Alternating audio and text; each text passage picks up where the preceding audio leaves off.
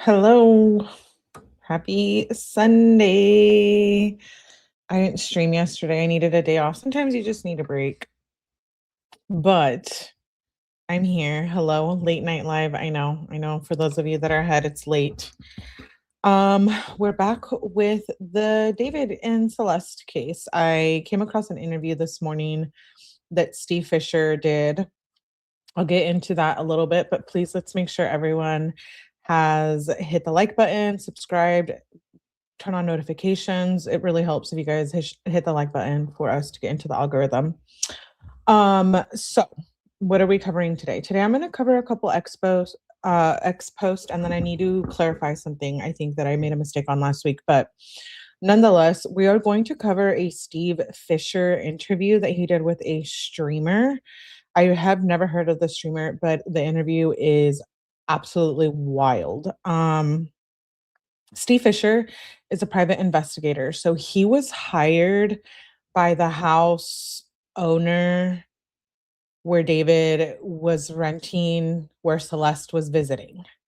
So he was hired by the owner of the house in Los Angeles because there was police going in and out after, of course, everything got revealed, investigations, etc. So the family wanted to hire a PI and look into everything that was going on related to the case. And so that has been Steve Fischer. He's pretty well known in the true crime community. I think he's great. I know a lot of people have their mixed feelings about him, but I think he's reliable in this case. He has been following it from the beginning. He's in the courtroom at the hearings. So I think he's pretty legit when it comes to the Celeste case. Not only that, but he actually is the one who turned in, well, I don't know if obviously the police have more proof, but he knows who the minors are, allegedly, aside from Celeste, that David was grooming and preying on. So he has a lot of information. He's very open in this interview. And he does talk about, how Celeste's family did know what was going on. So it is a review. There is commentary. If you want to watch it all, I'll drop it down below. His name is Gideon Premium, who did the interview with Steve Fischer, just dropped a few days ago. So let's go right into it. I'll say hello to everyone. Justice for Celeste. I hope you guys have had a great weekend. It is a little bit later that I am streaming today, but I had stuff going on. So hello, Robert, Christine, Evie. Thank you for being here. Summer Marie. I know I'm late, Summer, but I appreciate you for being here. Hello, Born Twice, Rochelle, Samantha, everyone. Yay! 8-month babelet. Thank you, Evie, for being my friend, my mod, and a member for 8 months. I appreciate you. Love the late night lives. Yeah, I wanted you guys to see this. Hey, Flojo, good to see you, love. Appreciate you for being here. For how long do you not require me at your feet? Huh? Oh, are you talking about Gypsy? I had a Gypsy live plan, but I changed it. I also have a Sarah Boone. I was gonna do Sarah Boone instead of this, but I really wanted to make sure we covered this interview. It's wild. Let's see. So to start off with, I wanted to let you guys know that this post that we looked at last week, it says all pedophiles and rapists should die. I thought it was Celeste brother who posted it, but no, it turns out it was David's brother who posted it. So clearly here, he's talking about his brother. All pedophiles and rapists should die. Let's remember that this was not a mutual consentful relationship. Celeste was just a child. Steve Fischer will go into that again. She was like 11 possibly 11 when David started grooming her and reaching out to her, and she's not the only one. So it looks like David is a nasty pedo, and this isn't the first time he's been grooming on a child. So that's disturbing, but we already knew that. The next post I wanted to cover is, before we get into the interview, there's just a few. Oh, this one was by Steve Fischer as well, I believe. He posted this. I don't know if it was Steve Fischer or TMZ, but could the murder weapon be this knife that David loves flexing in pictures and showing it off all the time? So I'm going to share the screen. Right here. So we've seen this picture or something, or one of them, one of the angles. I believe Steve Fischer posted this originally, who we're going to watch. Yeah, I wonder where the weapon is, and I wonder if it's with Celeste, 2 other fingers. Disturbing, but we have been dissecting David content here, so we already know he's disturbing as hell.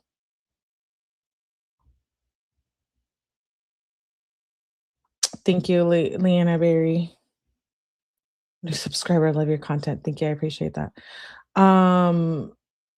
So yeah, I wanted to share those pictures with you guys really quick. I don't know if that's what he dismembered her with. It seems rather small to dismember limbs, but it's a sick situation. So I don't know. I wouldn't put it past him. Very disturbing. Okay, let's see. I think I have another post, just little things before we get into the the interview. Oh, okay, this one, Evie brought up in the last slide. This is when he was cleaning off Celeste's shoes. Well, we assume they're Celeste shoes. The post says, let me share. A video of singer David cleaning the blood evidence off 14-year-old girl Celeste shoes is resurfacing after he was arrested days ago for murder and more serious. Let me see if I can make this. Oh yeah, I can. And I'm gonna probably turn off the music in the background because it's gonna get flagged. Is that her shoe, D4VD? Creepy. Hey Ramon, good to see you. Did they find the missing fingers? No, Amy, they did not. Hello, Edith, good to see you. No, I don't think they have found her missing fingers. Maybe. I don't know what else they have in Discovery. So he was cleaning these shoes here. Take a good look at the shoes and then look at this picture of Celeste here. Now that I know what happened, I could see him cleaning blood off her shoes or something. If the timeline is correct, because she would have to have been wearing shoes, right?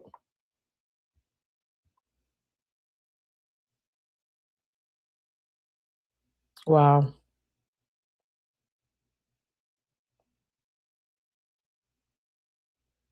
What do you guys think? This was on, let me go back.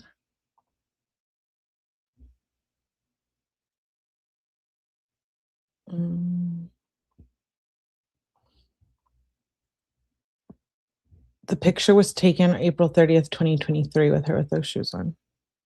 I really think he kept them as trophy, possibly. You mean her fingers? Where? Because they searched his properties, right? So that's an interesting clip. Okay, let me see what else I got, and then we can get to.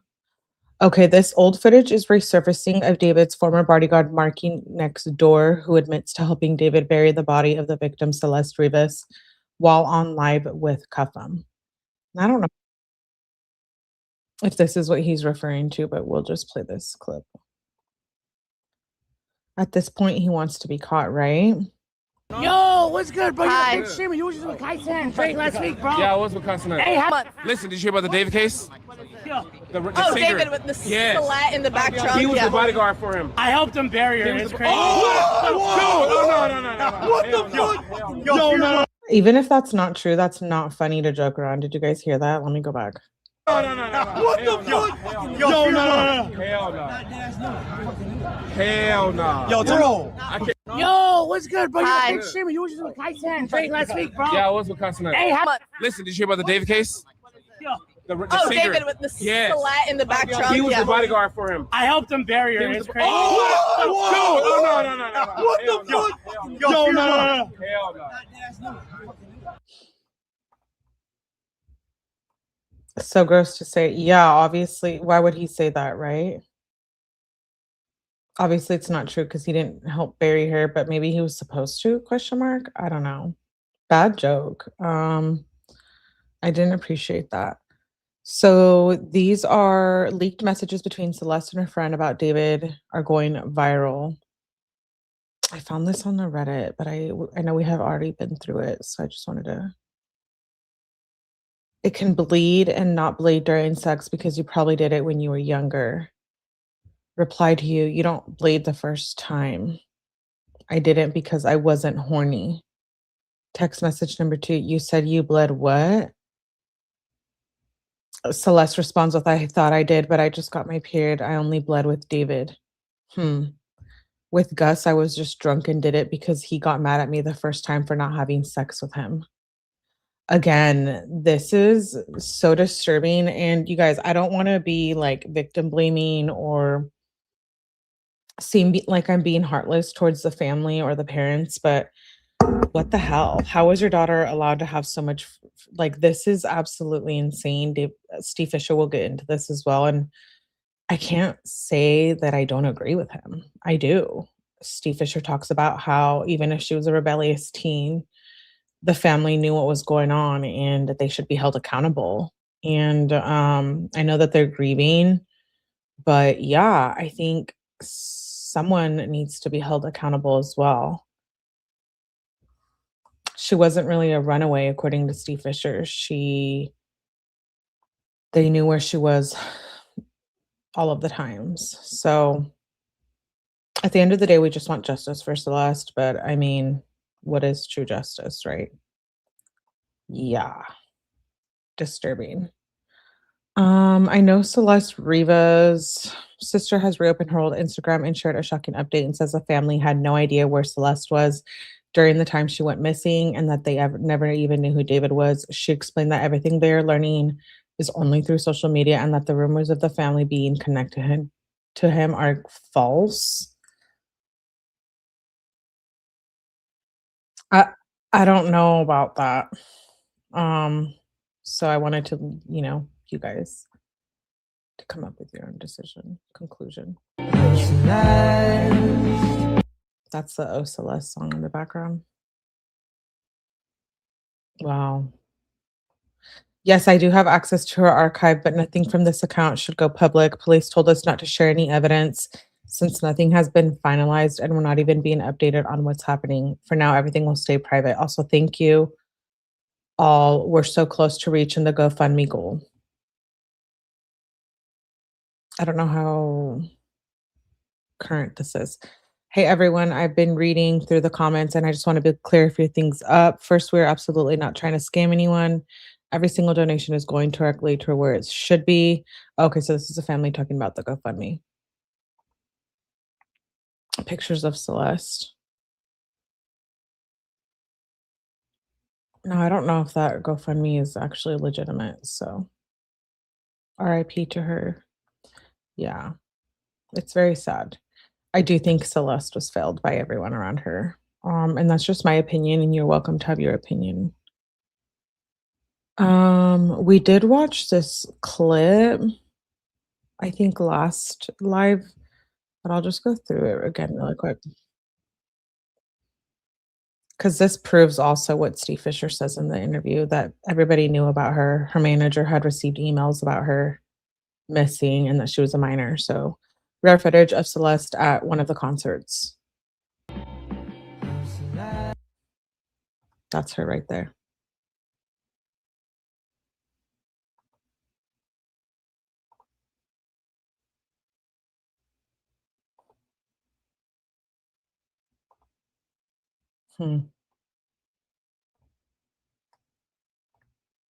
With their Hello Kitty Crocs.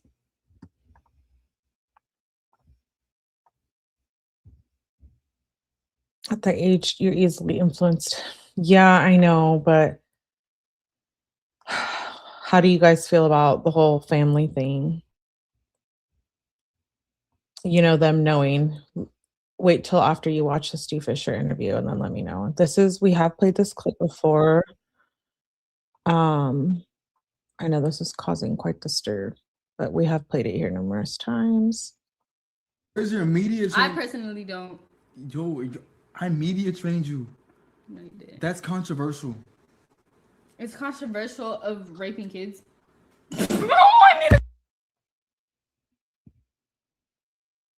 Really good. Okay, It's been a good one. Bye, guys. Mwah, mwah, mwah, mwah, mwah. Oh my! Delete everything. Delete everything. Everything goes. Everything. So Steve Fisher verifies that this is her for sure in this clip. Because I guess people were saying it was the other Celeste. If you didn't know, David had a like decoy Celeste. Where's your media? I personally don't. Yo, I media trained you. No, you didn't. That's controversial. I media trained you. You mean groomed? It's controversial of raping kids. Hey, Andrew, good to see you. Really good. Okay, It's been a good one. Bye, guys. Mwah, mwah, mwah, mwah, mwah. Oh my! Delete everything. Delete everything. Everything goes. Everything. Gross. Hey, Benji, good to see you, love. So I know we watched that a few times already. Let's see. Okay, we can get into the interview now. Yeah, these are just little clips I wanted to share before we hop into it. So let's see. Again, this is with Steve Fisher. This was posted, I think, 1 day ago.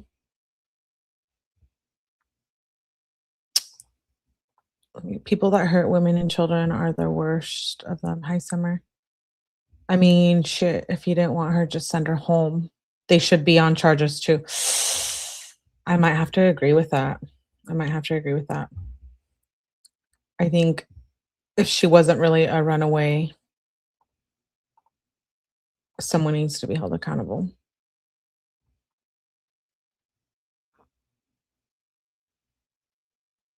This is a really good interview. Is also the one that has been working this David case day in, day out. I'm gonna let him introduce himself and his involvement with the case. But Mr. Fisher, I really do appreciate you coming on my show today. Hey, thanks for having me. Yeah, call me Steve. I appreciate having me and what you do. Yeah, I'm a missing persons private investigator. I only do missing persons cases, and I'm also very involved in search and rescue. I got involved in the case with Celeste, the owner of the house that David was staying at, and Celeste had visited him and whatnot, got in contact with me, and because he didn't rent the house to David, he rented it to his management. The house was rented out through his manager, but David was the primary person staying there. Well, the owner of the house, or the owners, the husband and wife, had no idea who David was. The lease says it's for the exclusive use of Josh Marshall, his manager. So they had no idea that they didn't know. First of all, they didn't know who the singer David was, and they didn't. As I didn't either. I really didn't, to be honest. I didn't know who he was until this case. A lot of you have said the same thing. They live out of state, and they didn't know that somebody else was living there. So this, all of a sudden, their house is involved in a search warrant, and all this, this tragic event happens to this teen losing her life, and they wanted to understand, what had happened, because LAPD wouldn't give them any answers, and so that's kind of how I got involved. Celeste's family never got in touch with you to find her before. The only reason why you got involved was because the owners of the house had cops coming through their house investigating stuff, and they just didn't know what was happening. Yeah, No, I've never been in touch with her family. I've tried. I didn't want to push them hard though, so I haven't really followed up more. But yeah, so the owners were very. It's never had anything to do with value of the house or loss of value or anything. It's had to do with they wanted to understand what happened there because they have kids around that age and they wanted to know if on like even a spiritual level if they could go back in that house. It was really hard for them to fathom. If some. So this is where he is absolutely. That's this is really good information in this interview. Like I said earlier, the owners of this house just wanted to know what was going on. If it happened there, or even in fact, even that it didn't happen there, just the fact that it's tied to it, they have some real decisions to make, and they're from out of the country, and so they don't really understand the laws and everything. So they said, "Listen, we want to find out what happened." They wanted to know what the truth was. And they wanted to make sure that Celeste, got justice if she needed to get justice. Because remember at that time too, they're telling us there might not be any crime here beyond concealment of a body, which was never true. I don't know why LAPD came out and said that, but they were making it sound like this might have been like an overdose or something, and they made a bad decision. There was nothing like that. It was never anything like that. This was a guy who's a predator. I don't know why it took this long to get where we're at. I'm glad there's finally justice is coming, and it doesn't seem like there was this real urge. It wasn't like maybe the sense of urgency. Yes, exactly. The house that David was renting at, that the owners hired you, Celeste has been to that house, correct? She has, yeah. Was that the? I'm a really big fan of Steve Fischer, and I think he does amazing, and I think he has done amazing in the Celeste case, and he's giving a lot of good information here. House that they're presuming that all of this went down at? It's the house that when they say, she was lured to, I'll tell you this, we don't know exactly where it happened. We're trying to figure that out. And we're also trying to find out where, the murder weapons may be. And not only the murder weapon, but also the dismemberment tools that were used. After all. Where are those tools and where are the fingers? Let me know, replay viewers in the comments. You guys in the live chat, I am bewildered and horrified. All this started coming out, was David still tied to that house? No. So as far as we know, the way it happened was David was on tour when this news broke, even of the car being LAPD initially being called to the tow yard because of a foul smell and flies circling the car. He was on tour, and so it came out that, hey, there's been a body found in a car that's registered to David. They had no idea. The public had no idea that it was Celeste. People in his Discord had a good idea who it was, though. He continued on with the tour. It wasn't until they identified her as Celeste, was a documented missing person out of Lake Elsinore, which is like 80 miles away from LA, that they finally called the tour off. But he just kept plugging away. He never made a comment about it. The only comment they made was his press people said that they were cooperating with LAPD, which they never were, which we come to find out they never were. That was a lie. They just wanted to. And we also did talk about how did he go on his life after he killed her and then dismembered her, right? Making all these songs and videos and gory scenes, art, if you may, in his in all his concerts and content. It's disturbing. Keep going. And it did keep going. And then when they did call it off, he's never made a comment, and he was never seen in public again. He was in West Hollywood, very close to Did he go back to the house that the manager had rented, or did he go somewhere else? So what happened was after she was identified, they served a search warrant. LAPD served a search warrant on the house the next day. I believe it was September 17th. His management contacted the owner and basically said they were breaking the lease. They were going to have the movers come the next day, which they did, and they came and they grabbed certain things, but they left a lot behind. And they basically then said, anything that's left behind, just do what you want with. We're out. He's never seen again. Now we find out that he was in another rental house just a few miles away. What a lot of people. So there was two houses that David was renting. This one, and then the one down the street or a few miles away. People are kind of confused with, and I was hoping that you could kind of break down better for us, is the car was reported to be a couple blocks away from his house. That house, was it the house that the owners that you work with had? Okay. So whenever I say the house, I'm talking about my client's house, which is some people call it the mansion or whatever. It's the only house that we were aware of at the time that he was living in. Now there is a house before the lease started, which he did that famous live stream from, the delete everything. Where Celeste in that one. That was actually filmed. So in was a that house. Celeste? So here he is talking about the video, the clip that we just watched. So a lot of people say that was the other Celeste in that. So that live stream, that was Celeste in that live stream where the one where she talks about R-ing kids, and he says delete everything. That's Celeste. Do you know when that stream had happened? Gosh, if I remember right, that was like January of 24. That was right before she ran away the first time. Okay. Might have the date off by a little bit.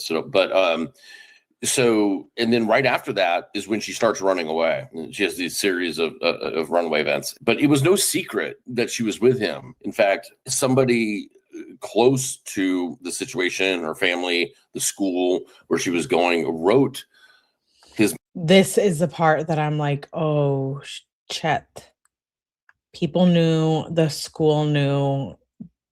Allegedly, the family had turned him in, according to the brother, but they didn't have enough to charge him or arrest him. I don't understand that, and I guess I would need some response from law enforcement on that now that this is going to trial. But this part is pretty intense. Management by email and said, paraphrasing it, there's a rumor that David might be involved in the disappearance of 13-year-old, Celeste Rivas Hernandez. If that's true, please make sure she gets home quickly. And she got home. She arrived the next day, and that email was received by his management company, and they did send it to him.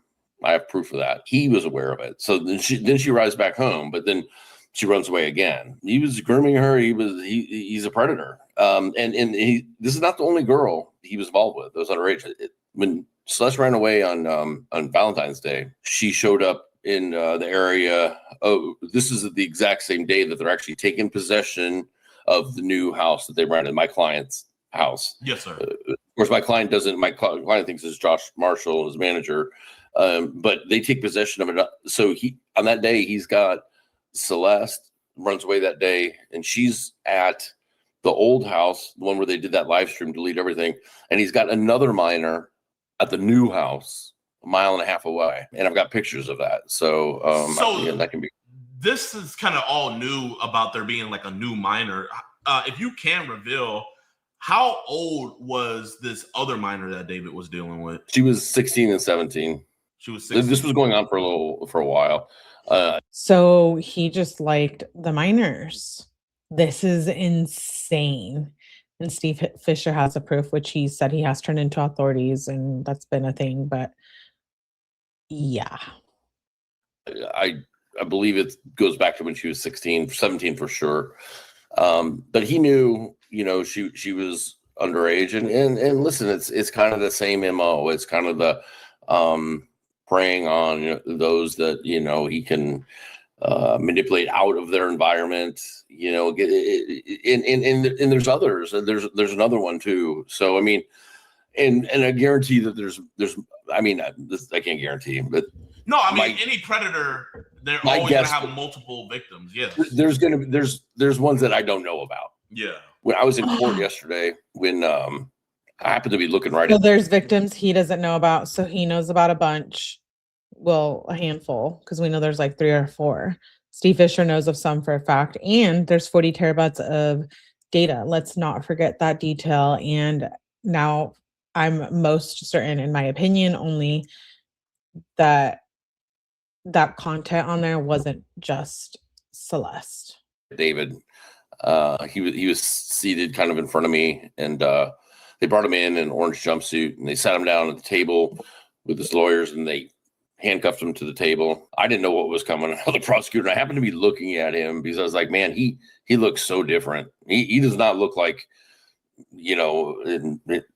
David, the artist. He looks, he just doesn't look the same. And so I was looking at him, and then they were talking about when discovery, which is all the evidence and stuff, is going to be delivered to his lawyers, and yes, and the prosecutor comes out, and I don't know. I don't want to get you dinged off. No. It's literally say like you can You can say that. Okay. So she comes out and says, Your Honor, one of the biggest issues is that there on his phone, there was a voluminous amount of child porn. Proper word now is CSAM, right? But she went child porn. And then she goes, and because of this child porn, I mean, she said child porn 4 times in a row. It was very intentional. You had to let him know, we know. He just stared straight ahead. He wasn't like, he didn't turn to his lawyer and like, what the hell? He knew, like, I think he knows that they got him dead to rights right now. So, but she made it sound like there's a lot on there. So I don't think it's just Celeste. I don't think it's just Celeste. And I agree with Steve Fischer here. He's been in the courtroom. I'm shook. This other minor that I'm talking about, I think that there's going to be a lot that he actually was in communication with. And I think there's going to be probably a lot of that material that he sought out on the internet. Back to the timeline. So I didn't know this. So it was January 2025 when that last year happened, or 2024? She'd been gone well over a year when this was going down. I believe that live stream was 2024, January 2024. Then she starts, then in February, is when and then there's runaways, and then, getting into around Valentine's Day, she runs away again. And then it's a year. It's well over a year that she's gone before we now know that this happened, according to prosecutors, in April of 2025. So she's gone a very long time. And that's been the whole thing, is piecing this together. Where exactly was she? Because we didn't really have evidence that we had evidence that she had been to the house, but not that she was like living at the house. And David would travel a lot for concerts or whatever, and nobody would stay there. So we're like, where was she in all this time? And then we find out that she wasn't truly a runaway. That's the part. This part right here, she wasn't truly a runaway. Ooh. That's upsetting to me too, is that her family knew where she was, and she'd shown up for like her cousin's high school graduation. She showed up at a family event. There's a video out there of her arguing with the next door neighbors in the apartment complex next to her house, all while she's supposedly a missing person. And so it's all very frustrating. There's a lot of things, a lot of failures. So Steve Fischer says that the family knew where she was. They knew who he was. They knew what was going on. I'm going to rewind that. I want to hear that again. Upsetting to me too, is that her family knew where she was, and she'd shown up for like her cousin's high school graduation. She showed up at a family event. There's a video out. Her family knew where she was. Because we didn't really have evidence that we had evidence that she had been to the house, but not that she was like living at the house. And David would travel a lot for concerts or whatever, and nobody would stay there. So we're like, where was she in all this time? And then we find out that she wasn't truly a runaway. That's the part that's upsetting to me too, is that her family knew where she was, and she'd shown up for like her cousin's high school graduation. She showed up at a family event. There's a video out there of her arguing with the next door neighbors in the apartment complex next to her house, all while she's supposedly a missing person. And so it's all very frustrating. There's a lot of things, a lot of failures around her. And how do you guys feel? Hello Kitty says, wow. Vanjie says, wow. Perfect says, disgusting, no good parents.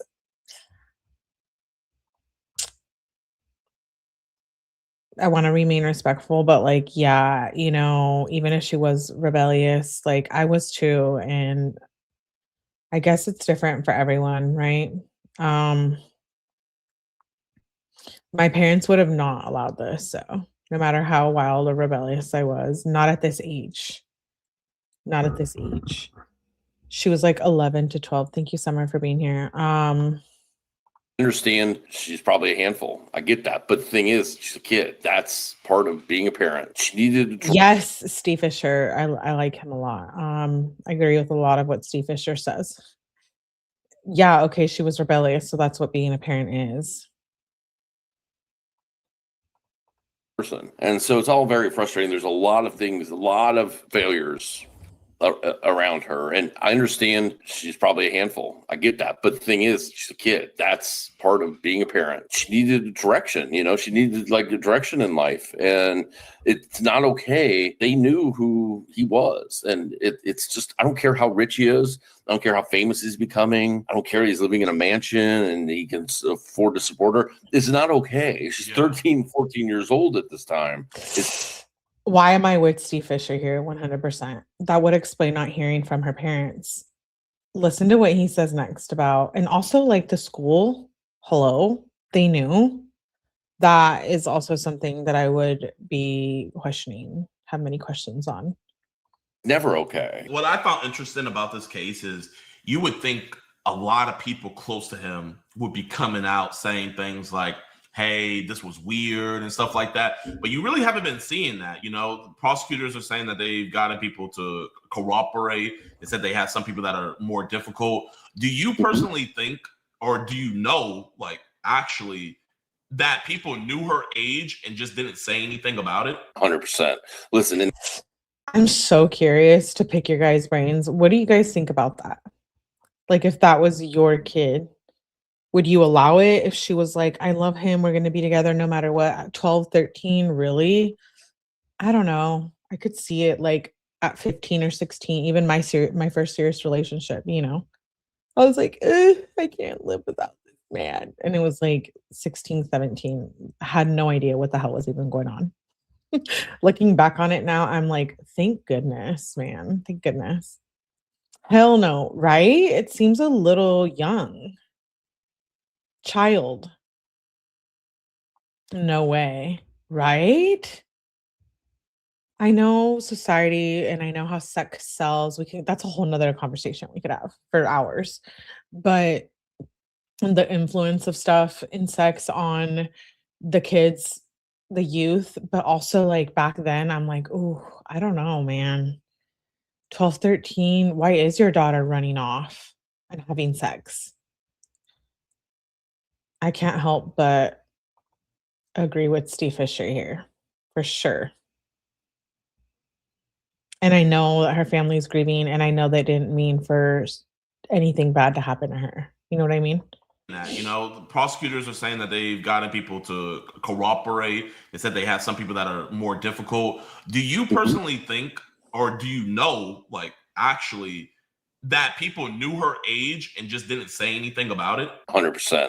Listen, in that Discord of his, there's people that openly talk about it. They're like, hey, are you still going out with the underage girl? Are you still there talking about Epstein Island? Are you and Celeste going to Epstein Island? Like, it's crazy. So basically with Steve Fisher here, money makes people forget a lot. Okay, but now that this is happening, okay, let's branch off that wavy. You're right.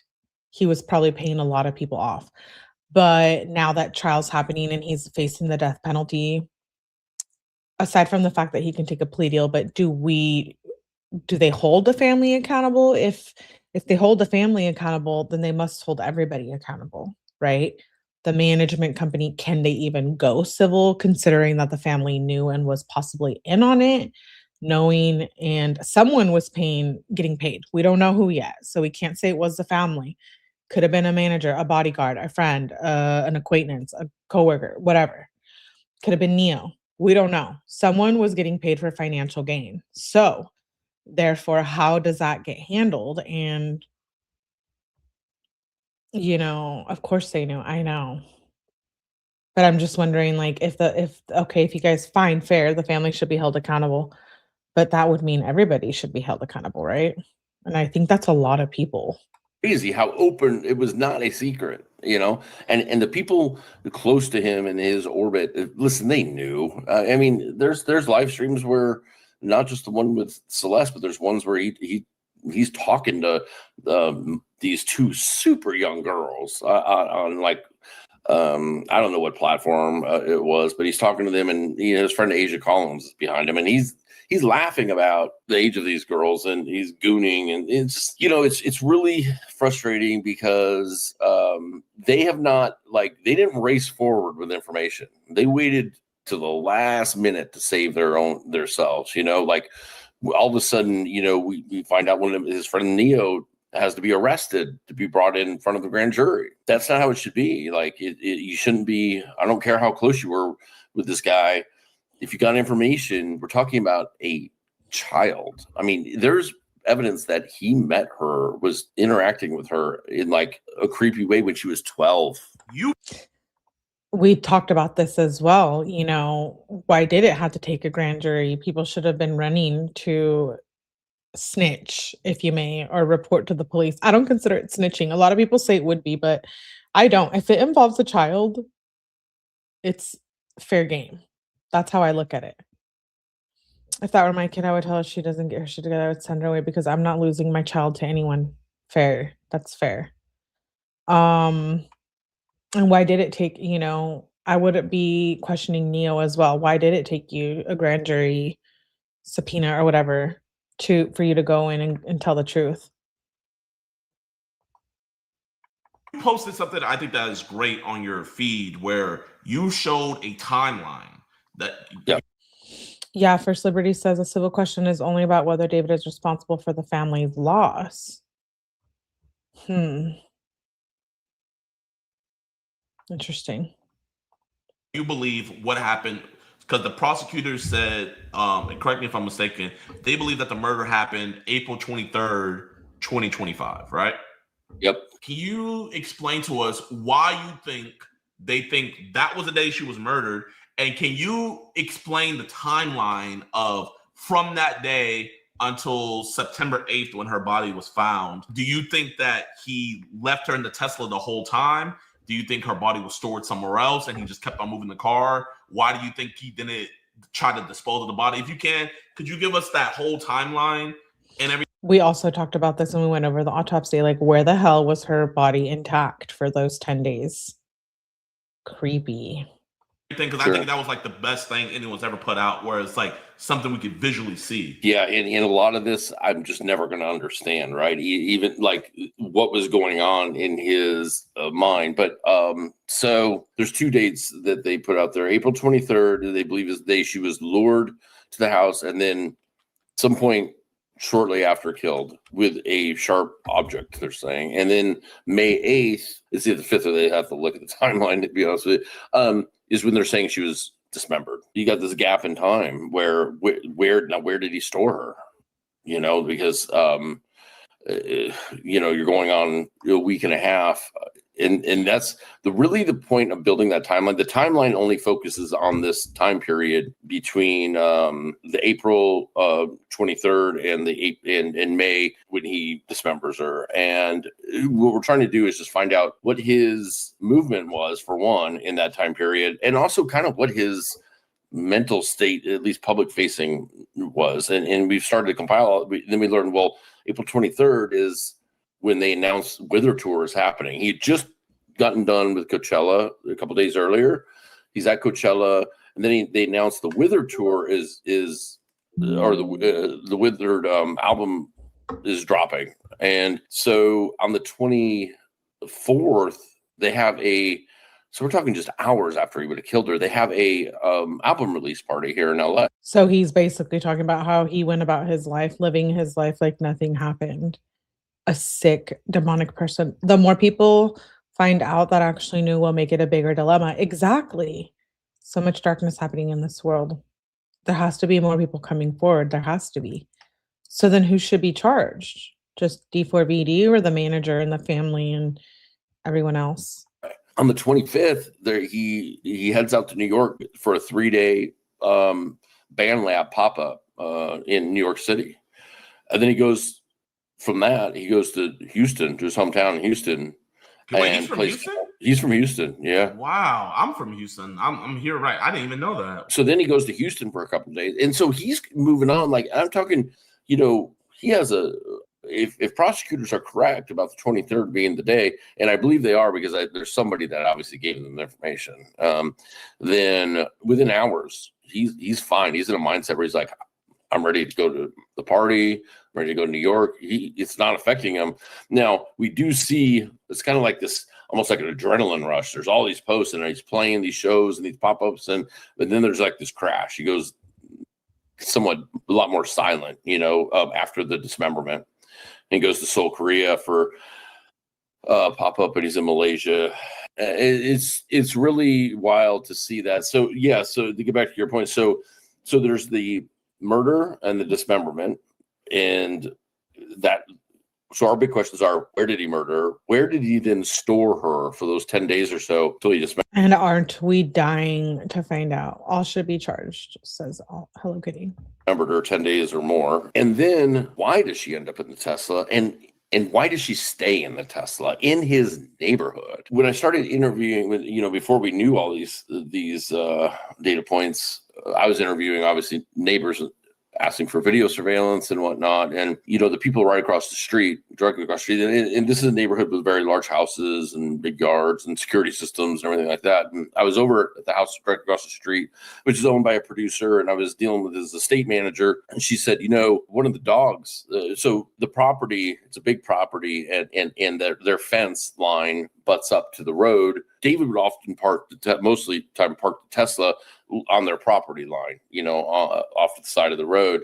So it butted up to their yard. And she said, we started getting this horrible smell, and one of the dogs had died. We have talked about this as well. The smell, how did nobody smell it? The person giving the ticket, because remember, he first got flagged. He first got a ticket before the car got towed. Who moved the car? Wouldn't they have smelt that body? Where was Celeste for 10 days? Where was her body? There's a lot here that we still don't know. And it's so dark. They buried the dog in the backyard, and it was like a husky. It was a larger dog. And she's like, anytime it would get over to be like 75, 76, 77 degrees, the backyard would smell horrible. She's like, so we thought we didn't bury the dog deep enough. So they were getting ready to unearth this dog and bury it deeper. Wow. And then all this happened, and the Tesla went away, and then everything was fine. But so that when dog the Tesla got moved, did that smell go away, and was the dog still buried?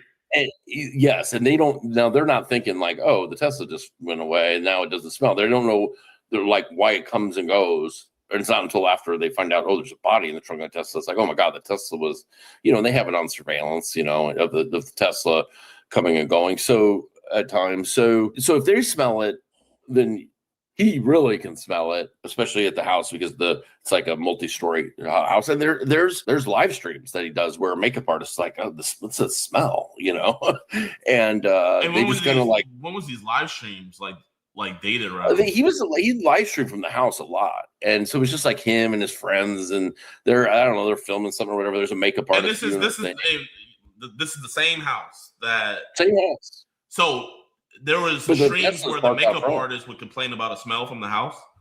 Yeah, and so what it is most likely is it's coming from the Tesla and just going up through the windows up in the third floor, and they're up in the master bedroom's bathroom when this happens, and he blames on, I went to the bathroom, but the whole thing is so wild. Like, if you dismember somebody, I know you never have, I'm just saying, but if somebody dismembers somebody, you think they go ahead and just get rid of them, right? Like, if they didn't. That is true. Why didn't he get rid of the body? What's going on here, you guys? David should be charged for unaliving, and everyone else should be charged with accessory or cooperation. I agree with that. Yeah. Ew. Do it at the house. If they did it somewhere, and I think they did do it somewhere else, I think he had to have refrigerated her. When somewhere. you said they, so do you think? So Steve Fisher is sure that she was refrigerated somewhere. Again, remember in the last live we talked about and we questioned, where the hell is the blood? Where'd all the blood go? Where's all the blood? Where's her 2 fingers? Like, she didn't have blood. She was drained. Her body was drained. There was no blood when she got in the vehicle, in the frunk. It was bodily fluid, decomp fluid. It wasn't like it just consisted of blood. So where was she kept? Intact and then not intact. How many people moved her body around? Her body pieces. What happened at the second house? Exactly, Evie. What a sicko and freak. He definitely sold himself to Satan to gain fame. Now it's time to pay. He dismembers somebody. I rewinded it a little bit. I'm obsessed with Steve Fisher, and this interview is just like, whoa. Something or whatever. There's a makeup artist. And this is the same house that. Same house. So there was streams where the makeup artist would complain about a smell from the house.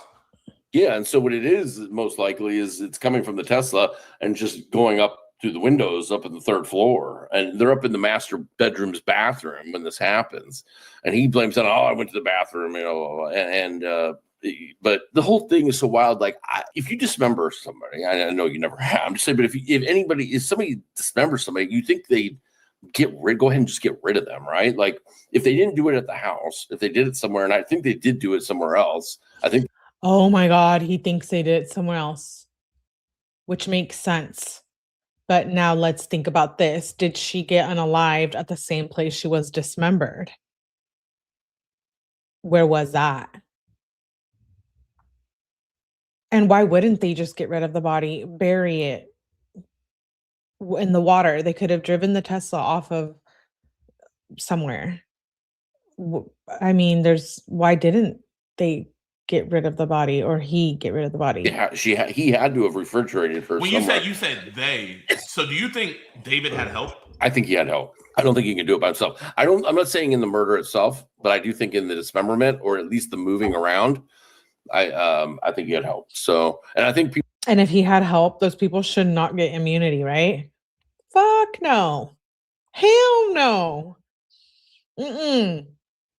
Those people need to be tried for murder. That is wild. How are you going to help conceal a body or know about it and not get charged? That's crazy. No, dude. This case is a lot worse than I thought. It was worse than we thought, isn't it? Isn't it? I doubt it happened at either home. I know we were thinking for 7 months, why is nothing happening? Where is the justice for Celeste? Little did we know that all of these details were so dark, and people are going to fall for that. I think there's going to be other people that go down. I don't know why he didn't just get rid of the body. And that'll always be, I don't think he'll ever say why he did it. And I don't think it'll ever come to that.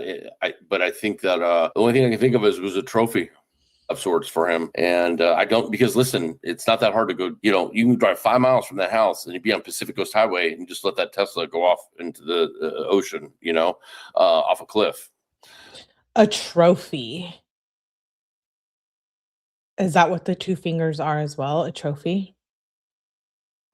Or have somebody steal it and get rid of it, whatever, have it gone forever. He kept it in the neighborhood. He was moving it around when he dismembered her. People had reported to us that they noticed that it started being parked in different locations starting in May. He's keeping it close by, and then he goes on tour and just leaves it there. I mean, I don't know what he was thinking. Like, there's got to be some sort of it's got to be some sort of trophy thing, because there's plenty of opportunities to get rid of that car. With it being a Tesla, like, what I'm thinking they can do is they could probably.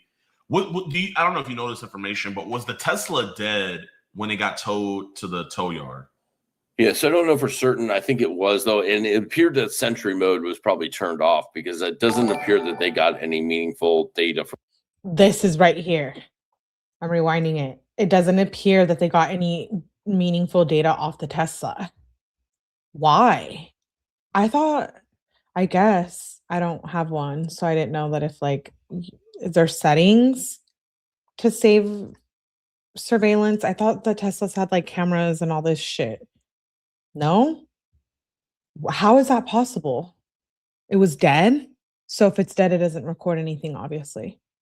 I have a lot of questions about this. It's got to be some sort of trophy thing, because there's plenty of opportunities to get rid of that car. With it being a Tesla, like, what I'm thinking they can do is they could probably.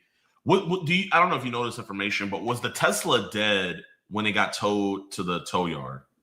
Yes, I don't know for certain. I think it was, though, and it appeared that Sentry mode was probably turned off, because it doesn't appear that they got any meaningful data from the car itself as far as the cameras or anything like that, because otherwise it would have been an immediate arrest. I do think, because of the length of time, the car was most likely probably bricked, but I can't say for sure. I don't think that there was a key with it.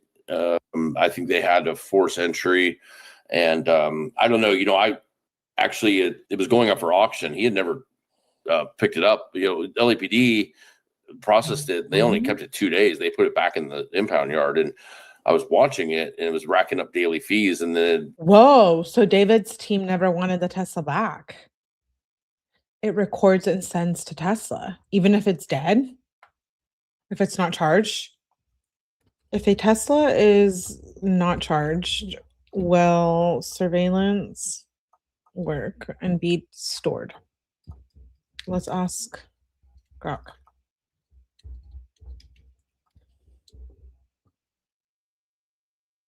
Yes, a Tesla surveillance mode, Sentry mode, which is what Steve Fisher's talking about, works while not plugged in, but it will also, but it will stop recording and deactivate once the battery drops 20%. Okay, so did whoever leave and abandon the Tesla do it on intentionally for it to die and have to be towed? Right? They had to have known. Where did he hide the fingers? I want to know who helped him.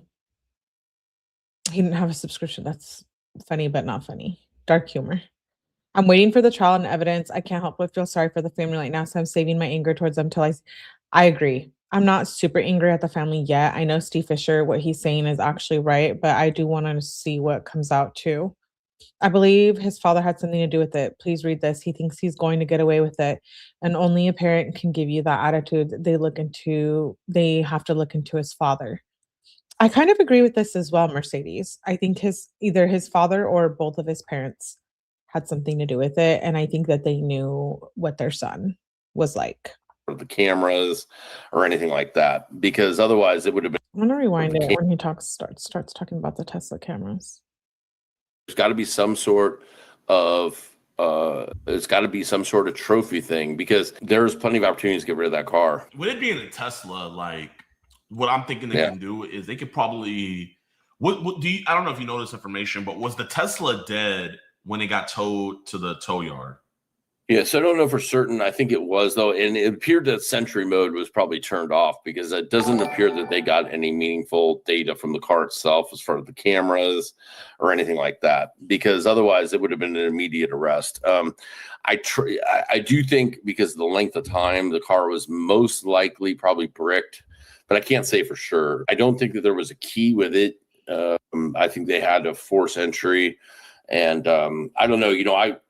Actually, it was going up for auction. He had never picked it up. LAPD processed it. They only kept it 2 days. They put it back in the impound yard, and I was watching it, and it was racking up daily fees, and then it had gotten to be like 3 months, and they finally put it up for auction. And it was supposed to go to auction like 8:30 in the morning, and a month or two. Oh, David never wanted the car back after the body was found.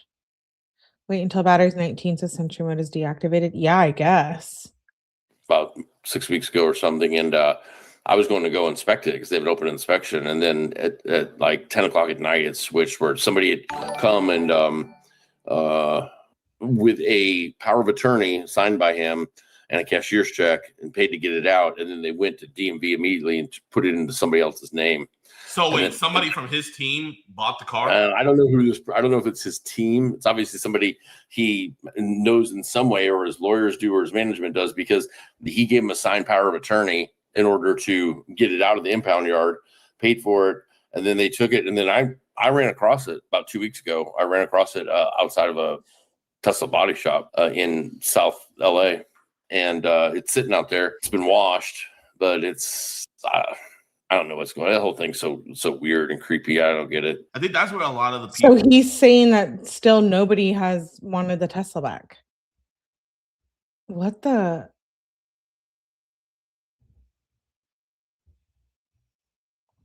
People are like, because I was talking to a dude yesterday where he thinks David was framed, and his whole thing was, how could David be that stupid to leave the body in the car when the car is to his name and everything? But it's like the dude, something Wayne, the clown killer, when he would kill people, he would put them right underneath his house.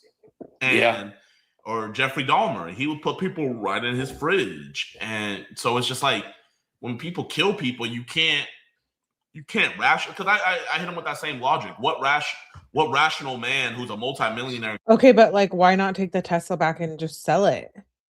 He left it up for auction. I wouldn't want a car that had a body in it. I wouldn't either. Ew, I keep it. I guess if you have that much money, it doesn't matter. But for me, I'm thinking, damn, okay, fine. I don't want to keep it, but at least let me get the money for it. Because they disabled the computer of the Tesla, and his father knows about computers. They taught him how to build a computer. Believe me when I tell you, his help was his father.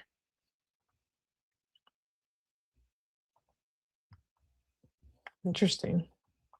Can have almost any girl he wants of age would go Yep. after a little girl, and he couldn't Exactly. It's like it's just not enough for them, I guess, in their sick, twisted, mindset. And listen, I'm not a conspiracy theorist at all. As an investigator, I'm very much an Occam's razor type of guy. I'm like the simplest explanation usually is the way these things go. But I'll tell you, it's hard to get around the fact that his lyrics and everything. I can understand a couple songs, like okay, like. These are things you sing about that are, whatever. It seems very, very like this was his world. This like his lyrics talking about, like I have text messages he sent to the girls of dismembered, anime stuff, but it's dismemberment. He was into dismemberment. It's just We did see this in the art in his music. Remember, we saw the anime art where the female anime character was dismembered. So he was sending the other minors he was talking to, he was sending dismembered animes to them. I'm not in the anime world, so if I say the terms wrong or whatever, free me. But it was these anime characters with their arms pulled off, and you could see like they would show the like dismembered arm, like detached. It's just crazy sick stuff. And this is before this all happened, obviously. But now looking back, you're going, wow, this is to consume this guy. This was like this was his thing. This was his kink or whatever. This guy had everything. Like if he went to like, I don't like. So we get it. He was obsessed with snuff stuff, brutal stuff, anime stuff, dismemberment. He was a young guy. Listen, he's talented. You can't say he's not a talented singer, right? And the world and he just overwhelmed them somehow. Like this became more important. I don't understand like what it was he was trying to get out of life or whatever. Like this is what the kind of people like never get a shot like this, right? Like people that have that kind of talent, so many of them are just you never even know they're out there because they never get the shot. And this guy gets the shot, and what does he do? He takes the life of a little girl who didn't get to take her shot yet. You know what I mean? And never will get to. And who knows what she could have been? Who cares if she was anything? She became anything, but she's a human being, and he treated her like he owned her, like she was his. And then when he wasn't happy with whatever, or he felt that she was going to harm his career, he didn't just kill her, but he cut her apart. Can you explain to us why they charged him with killing a witness? So are they saying that she was a witness because she was wanting to come forward? Or was there already an ongoing investigation before that she was a part of, and with her being killed, they could charge him with that? So it's kind of both. She can be a witness to a crime against her, and now she's not here to be able to do that, to be given that opportunity. So it's killing a witness. However, several months ago, when they did that live stream with Celeste, that delete everything, we knew that it was at this other house, which is also on the same street. It's called 𝗏𝗏𝗍𝗍, but it's in a different part of 𝗏𝗏𝗍𝗍. It's by coincidence on the same street.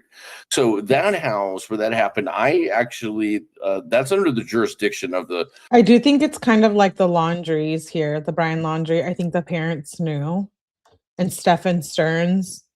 His parents knew too that he was disturbed, and same with Brian 𝗏𝗏𝗍𝗍. I've said this many times before. You know your own child, and if they suffer from mental health, you also know that, right? I don't think the father was present for final act because if it was ritualistic, it would have been members only. If you know what I mean. That said, the parents should be charged with. I think so too. They allowed Celeste at their house. There was, I think, proof that she had been at their house, right? One of the houses. I thought she had been to the Texas house, but I could be wrong. West Hollywood Sheriff's Department. And so I went to West Hollywood Sheriff and I said, hey, can I get any investigative files that have to do with a runaway or harboring or any type of event at that house for the time periods of 2023 to 2025. And they came back and said, we do have investigative files that involves a minor, but They're under seal because of an ongoing investigation, and you need to contact the Riverside County Sheriff's Department for more details because they're the investigative lead on it. Now, that's the agency out in Lake Elsinore. So that's the agency, and we had heard that they had actually picked her up once out there at that house. So I do think, and I'm whoa, her parent, wait, oh my God. Her parents picked her up from David's house. Is that what I just heard? I'm going back. Any investigative files that have to do with a runaway or harboring. I want to save my opinion until trial, but yo. Or any type of event at that house for the time periods of 2023 to 2025. And they came back and said, we do have investigative files that involves a minor, but they're under seal because of an ongoing investigation, and you need to contact the Riverside County Sheriff's Department for more details because they're the investigative lead on it. Now, that's the agency out in Lake Elsinore. So that's the agency, and we had heard that they had actually picked her up once out there at that house. So I do think, and I'm positive that they interviewed David. They talked to David, and they didn't do anything about it, but they talked to him. But I do think that there was some sort of investigation going. Okay, so they did report it. They didn't have enough on him. Maybe money talked here. The parents should have some accountability, says Andy. I'm stuck. Common sense is, yeah, they should be held accountable, but at the same time, I'm like, actually, no. I think they should be held accountable, but again, we don't know their whole familial history, you know? But I also do have questions on why she was so disturbed living at home. Had maybe something happened in her younger years. I think there's more to this for the family, with the family. You know what I mean? Oof. going on. And this is before Because she was even- murdered. This is before she was murdered. And so that was ongoing. And then all of a sudden this happens. Now, it doesn't mean that there was this, like, they were going, like, listen, she ran away again. She was in his company a lot of the time. So they weren't investigating it thoroughly. But the fact is there was an open investigation. So she was a witness to that. And I'm sure they'd gotten a statement from her like, hey, what were you doing there? Why were you with? How'd you meet him? Whatever. So she's a witness. So he killed a witness, and it doesn't mean that there was charges filed yet, but she was a witness in an investigation. So, and not only that, but she can also be a witness. She's now no longer able to be a witness into the investigation into what's happening now because he. I guess I'm questioning the system as well, although we know it fails children most of the time. But if the school noticed she was missing, if they knew she wasn't attending, but she was missing, like Steve said, they wouldn't be harassing the family if they knew she was missing. But she wasn't really missing. So the family was intentionally deceiving the system. I mean, we're going to just point out the facts, right? It is what it is. It's facts there. That's what we know. They are a part of why she is gone. Hi, abuelita. You're responsible no matter what.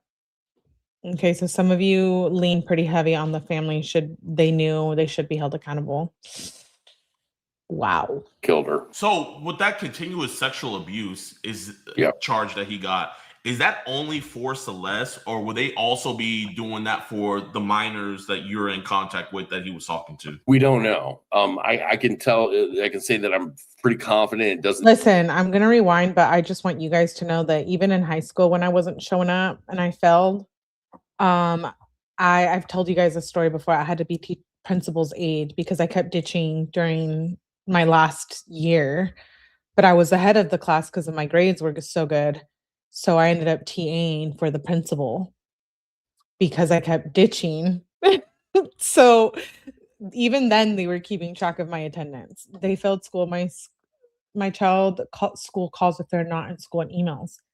But that's what I'm saying is, so the family reported her missing and they got away with the responsibility because she was missing. Right? So if she's missing, they take accountability for her. That's why I said, so then they deceived the system. Either way, it's not looking too hot here for the family and everyone involved, you know? I'm gonna rewind. I'm obsessed with Steve Fisher. Because there was an open investigation, so she was a Is witness this me? to that, and I'm sure they'd gotten a statement from her like, "Hey, what were you doing there?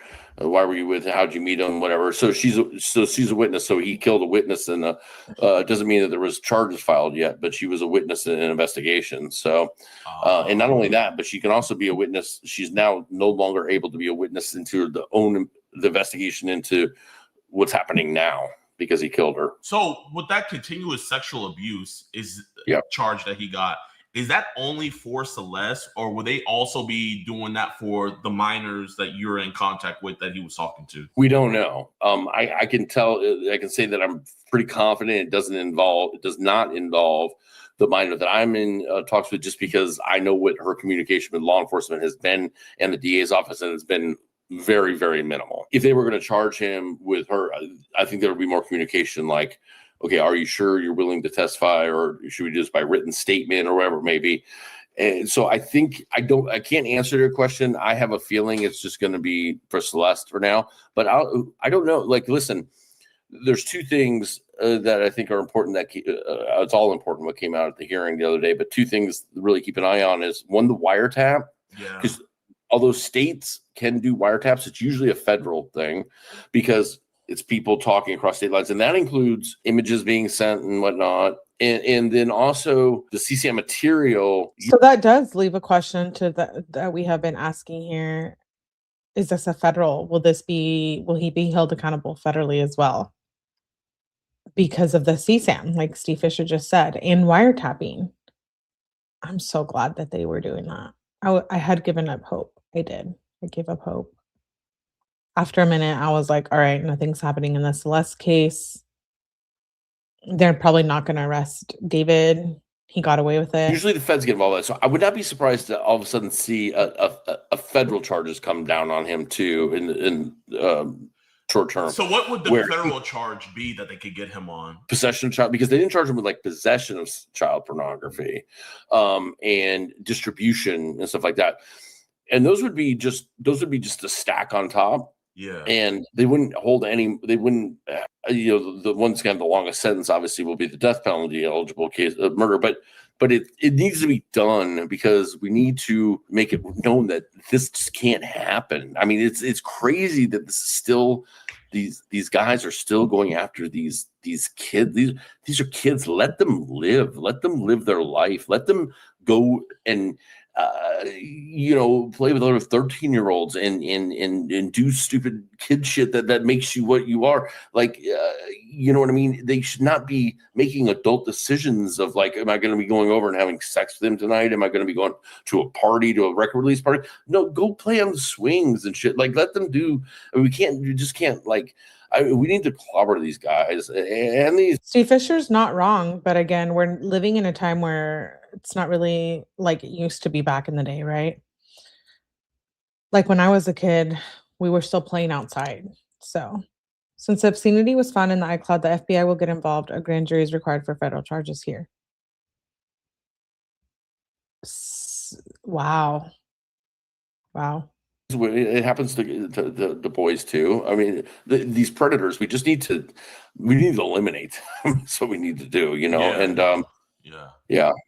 And I just saw something go by too. I can't really read it as fast, but something about the parents. Listen, I agree.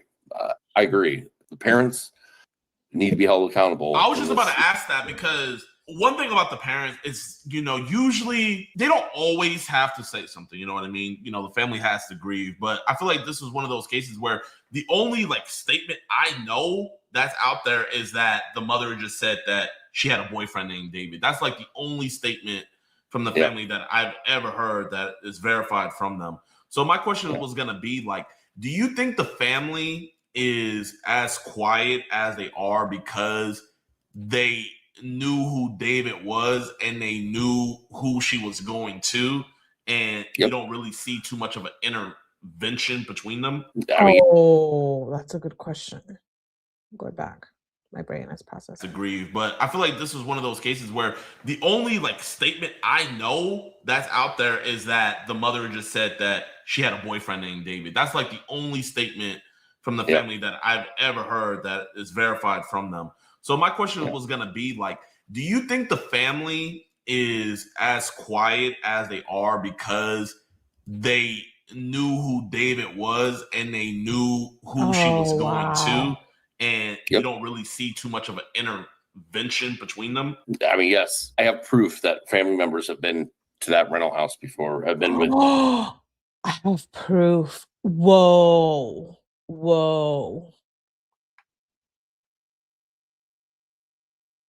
So yeah, her family fully knew and was aware, allegedly, according to Steve Fischer, the PI, who she was seeing, what she was doing, how old he was, who he was. Oh my. Flags on a certain date, and we found a Build-A-Bear certificate from the Build-A-Bear place in Six Flags. Wait, I'm going back. I'm shook.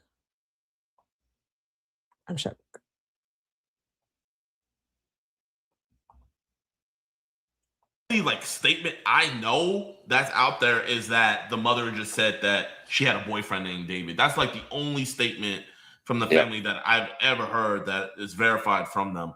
So my question was going to be like, do you think the family is as quiet as they are because they knew who David was and they knew who she was going to, and you don't really see too much of an intervention between them? I mean, was the family being paid off, or was it a mixture of both? A combination of both, people working for him and her family being paid off? Oh shit. And what role will that play in this trial? They will follow the money. In my opinion, he was paying them off. It's nothing new. I mean, we see it all the time with the Disney kids and all of that, right? We can go into Epstein files, Disney, Nickelodeon, Amanda Bynes. We can go down a deep rabbit hole here, but we're trying to focus on the Celeste.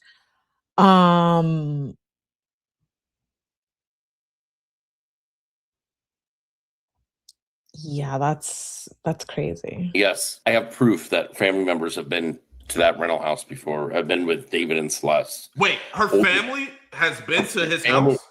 Family members. Like listen, one of the first things I put down in this case was we know that David and Celeste were at Six Flags on a certain date, and we found a Build-A-Bear certificate from the Build-A-Bear place in Six Flags in her cousin's name at the house. You know, so it's like, wait a minute. So there was a Build-A-Bear certificate related to Celeste's cousin at David's house.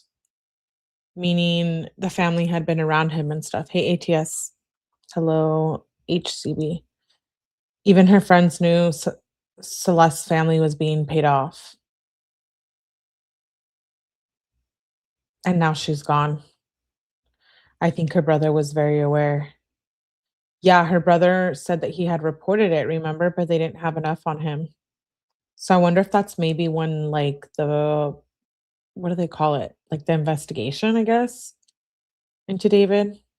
What are her parents doing at that house? Were they being paid off? Financial gain. Oh, shit. Certificate from the Build-A-Bear place in Six Flags in her cousin's name at the house. You know, so it's like, wait a minute. So she wasn't really missing. You know what you want to know, in my opinion, what the missing persons report was about? It was to cover their ass so CPS didn't come in and say, hey, she's not going to school. What's up? If she's a missing person, you say she's not going to the school because she's a missing person. You know, then you don't have CPS in your life at that moment, you know? So they deceived the system, is what Steve Fisher's saying here. Oh.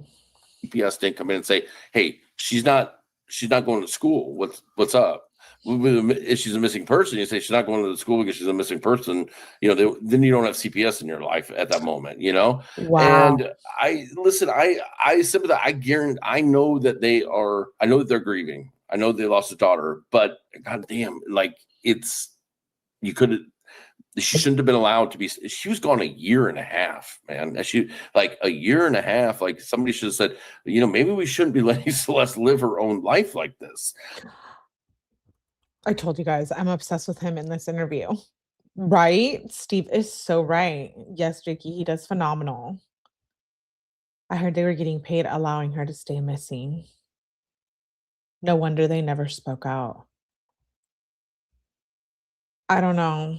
My dad would never, even if he was being paid off. I just don't see it. That's a lot. That's a lot to let your child daughter run off with someone to be abused and you're taking money for it. Whoa. Whoa, whoa, whoa. CPS didn't come in and say, "Hey, she's not going to school. What's up?" If she's a missing person, you say she's not going to the school because she's a missing person. Then you don't have CPS in your life at that moment. And I sympathize. I guarantee. I know that they're grieving. I know they lost a daughter, but goddamn, you could. She shouldn't have been allowed to be. She was gone a year and a half, man. A year and a half. Like, somebody should have said, maybe we shouldn't be letting Celeste live her own life like this. I don't care how much money he has, how famous he is. Maybe in some cultures they don't think that's that huge of an age gap. I don't care. That these are the laws that you've agreed to live under. And he makes a great point, and we have talked about that. Does culture matter? Because sometimes in Hispanics culture, people do marry young or have babies young or whatnot, but that I come from a Hispanic background. That's young. 12, 11. I don't think anyone said her parents were at his house. Her cousin is family, so maybe the parents were not there. I do think her parents knew, but not sure they were ever there. So many people knew, even the classmates. That's true, Calissa. It looks like Celeste was betrayed in every way, says Debbie. And she's 14, she was not 15 like it says on her death certificate. She turned 15 the day before she was found in the Tesla. She'd been in that Tesla a long time. She'd been in that Tesla a long time. And you know what? Perfect. You're absolutely right. The law is the law in the US, no matter what culture. Sadly, that is true. Yeah. That is true. Going to school. What's up?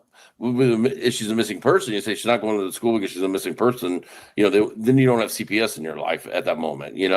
And I sympathize. I guarantee. I know that they're grieving. I know they lost a daughter, but goddamn, she shouldn't have been allowed to be. She was gone a year and a half, man. A year and a half. Like, somebody should have said, maybe we shouldn't be letting Celeste live her own life like this. I don't care how much money he has, how famous he is. Maybe in some cultures they don't think that's that huge of an age gap. I don't care. That these are the laws that you've agreed to live under. And she's 14, she was not 15 like it says on her death certificate. She turned 15 the day before she was found in the Tesla. She'd been in that Tesla a long time. She was 13 and 14 years old when this was happening. And wow. She should have been in school. She should have been, playing video games with her friends and being listen, she'd only been a teenager for less than a year. I mean, think about it. Steve Fischer makes a great point too. She had just been a teenager for a year when her body was found. So the entire time that D4VD, whatever the hell his disgusting name is, she was a child the entire time. Even if they didn't take the money and if they didn't know she was being abused, she should not have been allowed to not go to school and not come home at night. Agreed, Della. Absolutely. The school or the law should have stepped in there, I guess. But again, she was missing, so I don't know how that works. I mean, it was her first year when this started happening. Her first year being a teenager. This isn't a girl that was, about to turn 18. So could you see there needs to be accountability? Well, I went with the charge. Could you see potential charges being pressed on the parents? I think it's too high profile of a case, right? So they're going to say, "Oh shit, if we do that, we're going to have a certain amount of the people that are going to be like, I don't care if what they did is wrong. You got to give them some space because they're a grieving family, and they are, but they've also got to be like, hey, we messed up. we messed up. And listen, there is, I think there's going to be financial transactions that come out in this that are, if this goes to trial, they're going to show that there were people that were getting money. Steve Fischer knows. He knows too. He knows. He just can't say here yet. Looked like no one cared about this child. The parents need to be held accountable, says Mercedes. He knows who was being paid off. If we do that, we're going to have a certain amount of the people that are going to be like, I don't care if what they did is wrong. You got to give them some space because they're a grieving family. And they are. But they've also got to be like, hey, we messed up. We messed up. And listen, there is, I think there's going to be financial transactions that come out in this that are, if this goes to trial, they're going to show that there were people that were getting money. And it's going to look really, really bad. So, oh my gosh, man. I did not, because I was under the impression that they might have known that she was with him, but there wasn't anything. But you have verifiable evidence to show that. And when you say family members, you don't have to disclose who, but are these adult family members that would have a say in her life? Yeah. Now, like adult family members. See, now we're going into morally and emotionally right or wrong. Well, I mean, she was in junior high. She was like 11 or 12 when David initially started grooming her. But she was, I think, 14 when she was killed and dismembered. And then I think she was turning 15. Was that what it was? Her birthday was the day before or after she got dismembered. I always get them confused. Before. I think her birthday was September 7th and she was found September 8th. Yeah. Yes. September 8th was when she was found in the front. September 7th was her birthday. Wrong is wrong no matter the circumstances, reasons we are poor to justify selling their daughter and costed her life. True. So, like the one, and her name's already been put out there, 𝗠𝗲𝗹𝗆𝗆𝗆, is a cousin who was a senior in high school. But I'm not so much blaming her. But the thing is that 𝗠𝗲𝗆𝗆𝗆𝗆's parents, who would be her aunt and stuff like that, knew. Listen, I have other proof I can't disclose, but yes, there was adults. There was several people in her family that knew. Listen, her mom admitted she knew she was dating a guy named David, and she said, "Oh, I didn't really." She knew who it was. I mean, he would come out there and pick her up, in the Tesla, and they knew she'd been found there, before. Police knew that she was with him at some point before that, because listen, the person that sent the email to his management saying, word is that she's with David. If that's true, please make sure she comes home. She's 13 years old. They only knew to send that to his manager because it was no secret in Lake Elsinore, where she lived, that she was with David, the singer. That email, is that an email that you can't release out there just yet? No, I have released it. It's out there. Could you send me that email so I can show my audience? Because I have not heard anybody report on an email. I'm going back, and you guys knew I would be going back on that. That is absolutely insane. Hold on. He said that we're going back on that.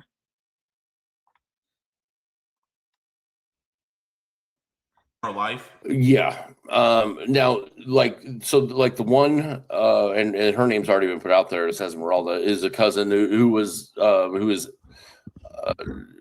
a senior in high school. But I'm not so much blaming her. But the thing is that 𝗠𝗲𝗆𝗆𝗆𝗆's parents, who would be her aunt and stuff like that, knew. Listen, Steve Fischer is not wrong.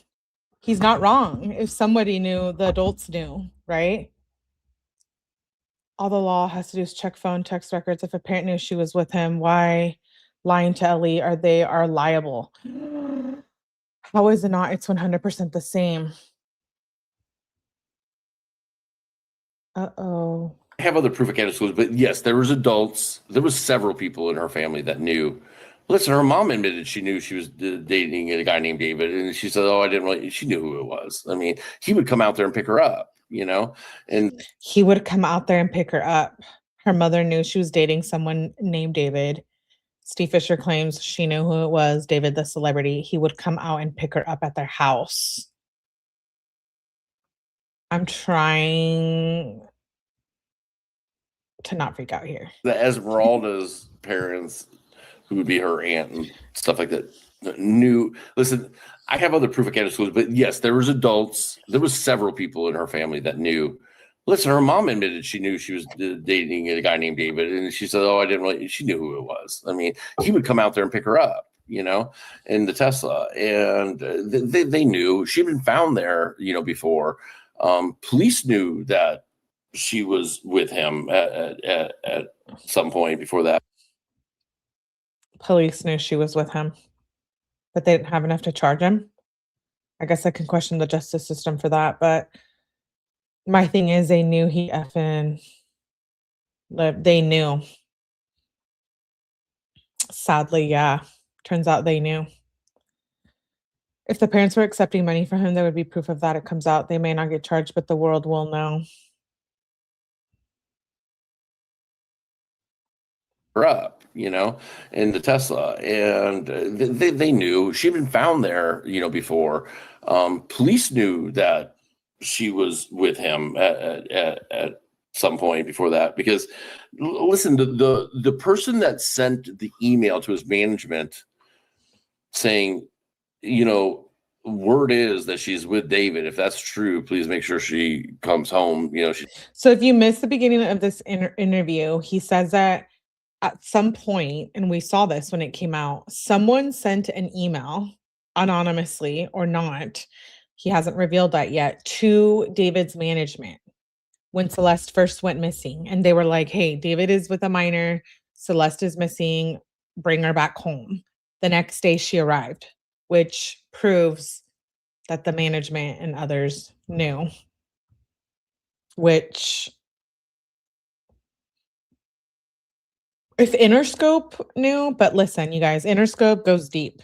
Okay, this is a rabbit hole we can go down right another time, but that's like, that involves even Diddy the pervert. So we're, you know, Interscope and music companies, labels, it's a whole nother demonic rabbit hole. So again, they won't be charged, not the Interstate or Interscope managers or whatever. I don't think they would be charged. Police and parents knew because she was a runaway. They reached out to the manager. Yes, they did. They sent an email. Yeah, I think everyone should be charged with child trafficking. But 13 years old.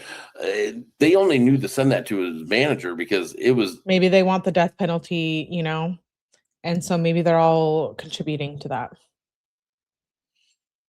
I'm disappointed here. I'm very disappointed that everyone failed Celeste. saying, you know, word is that she's with David. If that's true, please make sure she comes home. You know, she's 13 years old. They only knew to send that to his man. Let's rewind that. I want to listen to it again. Several people in her family that knew. Listen, her mom admitted she knew she was dating a guy named David, and she said, "Oh, I didn't really." She knew who it was. I mean, he would come out there and pick her up, you know, in the Tesla, and they knew she'd been found there, you know, before. Police knew that she was with him at some point before that, because listen, the person that sent the email to his management saying, you know, word is that she's with David. If that's true, please make sure she comes home. You know, she's 13 years old. They only knew to send that to his manager because it was no secret in Lake Elsinore, where she lived, that she was with David, the singer. This is a PI too. It was no secret. You know, he went knocking on them doors and shit. Ooh. I think it was more the people close to him that should be charged, says Emmy. That email, is that an email that you can't release out there just yet? No, I have released it. It's out there. Could you send me that email so I can show my audience? Because Sure. I have not heard anybody report on an email being sent. So just for you guys that don't understand, what Mr. Fisher is saying is that Steve. Steve. So was it the school or was it who was it that sent the email to the manager? So But you guys, exactly. I want to piggyback off of what Della said. They pick victims wisely. This is what predators do. They do. They pick vulnerable people, vulnerable families. This interview is fascinating. I know. I saw this and I was like, I didn't even finish watching it all by myself. I was like, we need to review this because he's now able to speak more and he's not hired by no defense team or anyone. He was hired by the people who own the house. I hate to say, but it's possible the fact that she's Hispanic and her mom didn't speak much English, plus being low income, maybe being not from the country as well, right, Calissa? I know.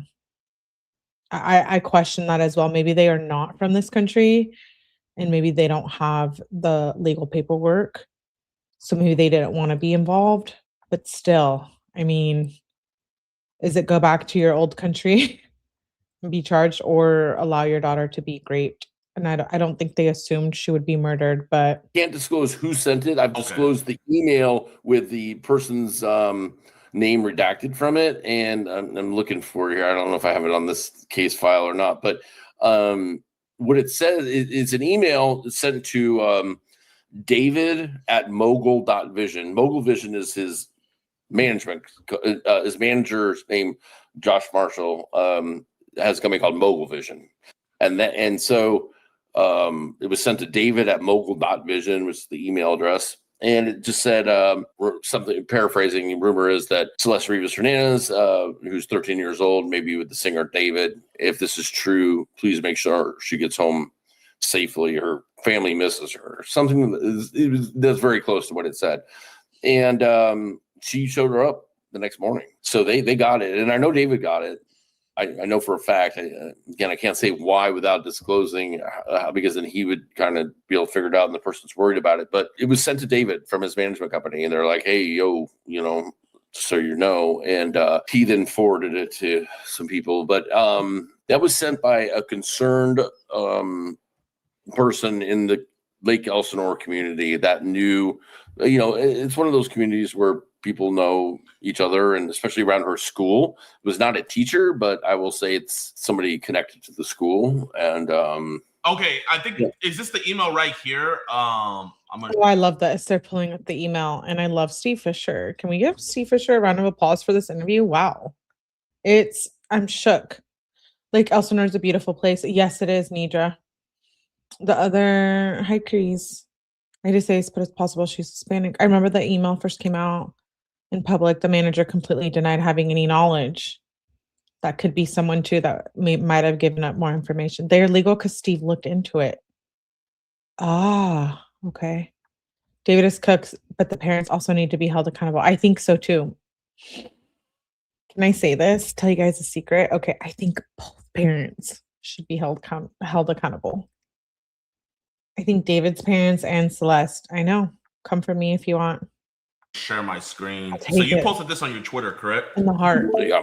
Okay, I'm gonna share. Yes, that's it. And they included a picture of the missing persons flyer in it as well. So this is the email that was sent to That's David's February management. 19th of 20. So this is the email that was sent to David's team. There's been talk that the artist David has possibly something to do with the disappearance of a 13-year-old Celeste Rivas.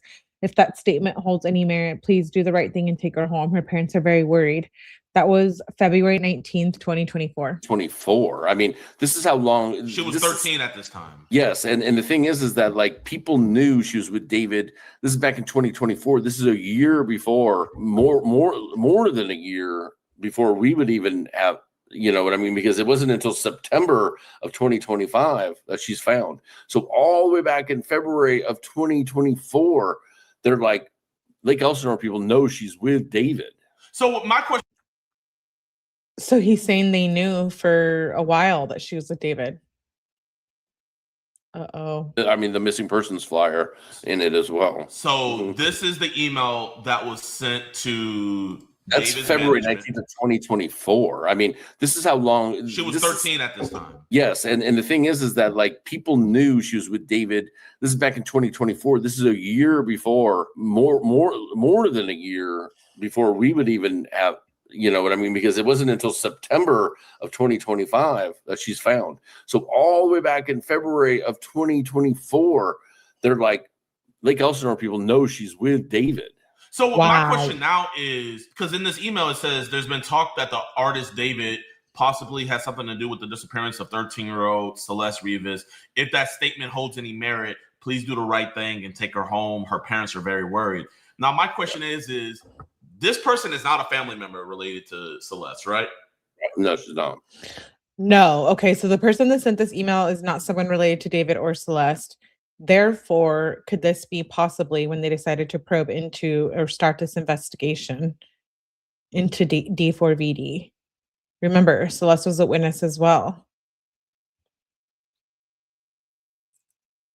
I can't wait till we see discovery on this. So if this random person, they may have been close or whatever, but whoever this person was, they knew to send this email to this manager. Why didn't Celeste's parents reach out as well?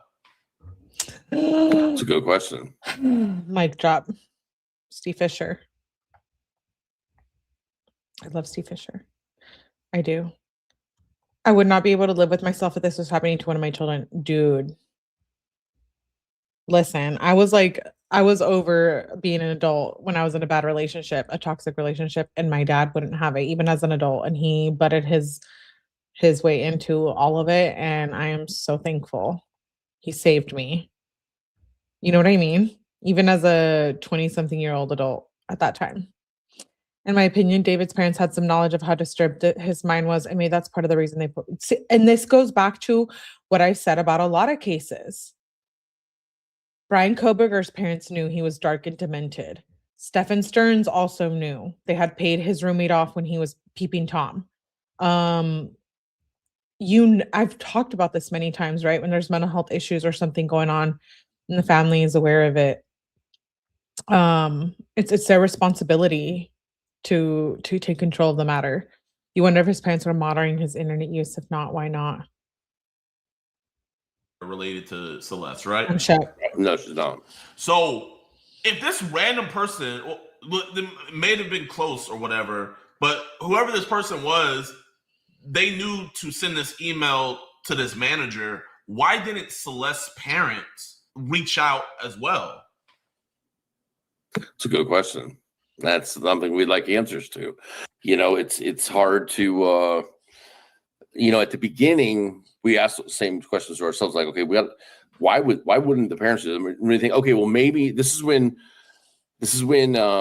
ICE raids are really ramping up, right? And we're like, okay, maybe there's like a documentation issue, but that's not the case. And we find out, well, okay, so that's not the case. So what is it then? You know? And then things start coming out about there's photos of meetings in Lake Elsinore with David with a paper bag apparently full of money.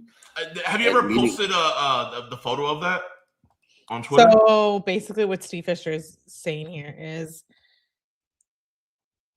somebody was paid off, which we know for the financial gain charges, but we need to know who, what, how much. We need to know everything. I do not care if I did not have the right documents to be in this country. I will fight for my child to the end. Hello, Lintonero. I think I have. If not, if you just search David, bag of money, Lake Elsinore or something like that, it'll come up. It's a pretty well-known picture now. He's in a parking lot. Yeah. So do you know when that picture was dated? I don't remember the exact date. But this is during the time when she's, when she's missing. So that's it right there. Yep. So do you know who these people are right here? I do. I can't say who, because they're minors too. Okay, so this picture is in her neighborhood. He can't say who it is. Ooh.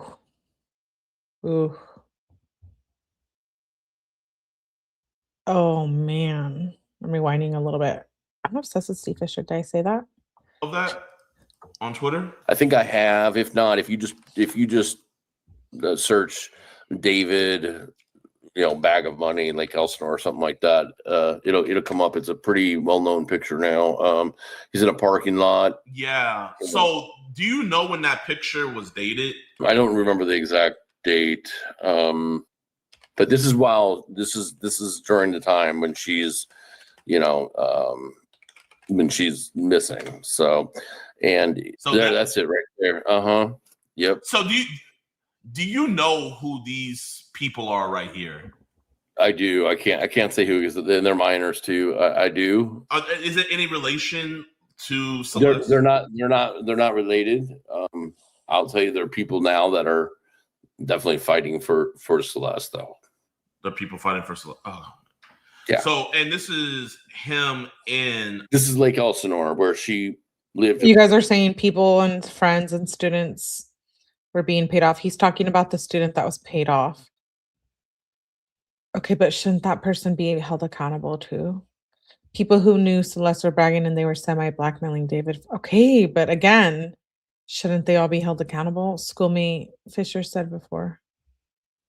Her friends. They're only kids, right? Should they be held accountable as well? Went to school. This is like 3 blocks from her house. Keep in mind, Lake Elsinore is about 75 or 80 miles from the house where David lives, so it's not like just around the corner. So he's out there for a reason. I was gonna say, so, oh man, like the main focus needs to be on, because Celeste isn't here anymore, so she needs justice for her family. But I know you don't want to say it, but I don't care. I'll take the bullet. I see this as a lot of people in her life failed her, where a lot of this could have been prevented before it got to this point. Her death could have been prevented. You can say that this is victim blaming and stuff like that. Well, it could have been prevented. This is not victim blaming, they say. I back it up. I back that shit. They were minors. Yep. I stand with Steve Fischer here, man. I do. They were paid off, but they immediately told on David. Deceivement, I don't know what the law would call it, but hold them all accountable. That's where the money comes to play. I'm telling you, the parents took money. Ooh. Tomato. So if Celeste's parents took money and David's parents knew what was going on, they should all be held accountable. Oh man, like the main focus needs to be on, because Celeste isn't here anymore, so she needs justice for her family. But I know you don't want to say it, but I don't care. I'll take the bullet. I see this as a lot of people in her life failed her, where a lot of this could have been prevented before it got to this point. Her death could have been prevented. You can say that this is victim blaming and stuff like that. Well, no, this is just accountability. This is a child, and a child needs to have some kind of guidance to keep people away from bad people. It doesn't matter how much money someone has, status, or anything like that.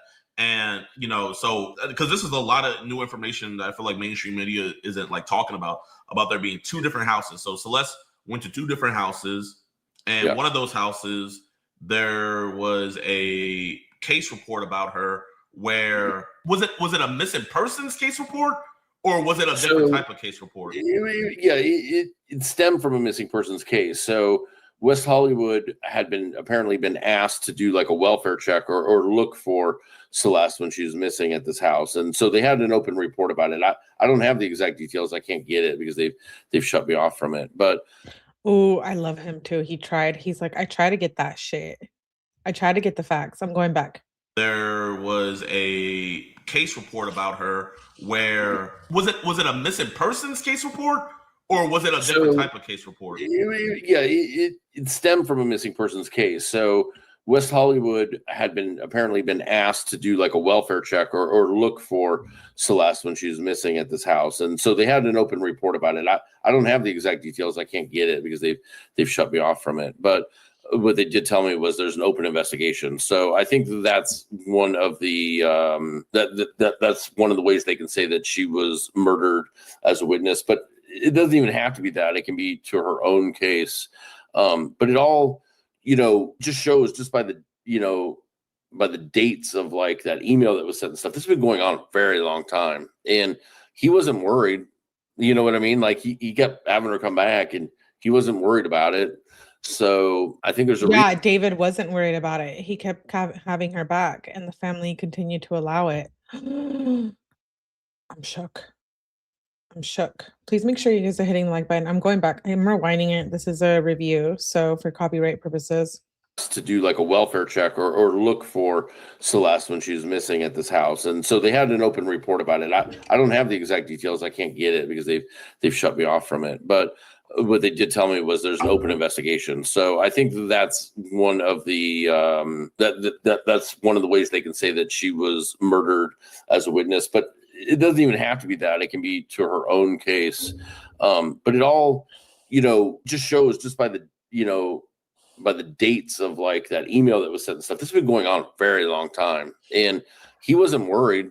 You know what I mean? Like he kept having her come back and he wasn't worried about it. So it was going on a very long time. I get stuck on that part. How was a child coexisting with D4VD? I'm so disturbed. A child having sex with so I think there's a reason why we haven't seen a lot of statements, and like you said, it's great. She wasn't having sex. Let me rephrase that. It wasn't consent. You cannot consent when you're a child. But how, David is disgusting.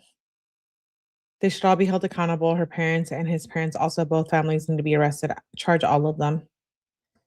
I think so, Mercedes. It's about accountability, right? And I don't care if she was a handful. Maybe she was. And if parents get to the point where they just can't, they don't know what to do anymore. They can't just let them be like, okay, just go live whatever life you want to live. He's rich. What could go wrong? That he's famous. That you can't, there's, as much as I hate the CPS system, there are systems in place by the state. You gotta go. You can't just make a decision that they can. Well, she's 13. I guess she's got this. You can't do that, right? And so there's got to be accountability. I understand that. I'm sure they're grieving. I'm sure they feel a tremendous amount of guilt, but this can also be a learning experience, maybe for other parents, that this could never be right. And it's never right for these parents. It's never right. Claudia, we did talk about this. David's parents, I think David's parents knew exactly. Okay, I'll have to look into it, Mandy. Predators to because they seek these are the people they seek out. You know what I mean? Like David had his choice of a lot of different girls, and there's a reason he chose this underage one that probably had a lot of things going on in her life that she probably disclosed to David. She's a victim, and he just picked her off because it was easy to do. Did Celeste have a father in her life, or was it just her mother? Yeah, her father's still alive. I don't know to the extent that I don't know what type of relationship that was. I don't know what the relationship was between her and her mother even. I've heard different broken home accounts, So I don't know. I don't think the family life was spectacular by any means. But she's the little kid that deserved, to be watched over and guided and helped and loved. And I'm not saying they didn't love her, but a year and a half she was gone before she was found deceased. And she was 13 and 14. Can't wrap my head around how that. When you say a year and a half, that they were paid off. Someone was paid off and they knew. No, you're fine, Claudia. I do think David's parents had a lot to do with this. True Crime says if the parents took payments for Celeste, they should be charged with trafficking, in my opinion, but I need to see proof of it before I can say what happened. If it did, it's heartbreaking. I agree, True. We need that proof, right? Both families felt Celeste. Family was too detached and permissive. David's over-pampered by mommy dearest. David's family knew exactly who he was. And I'm sure that when he got caught up in something, he went to his parents.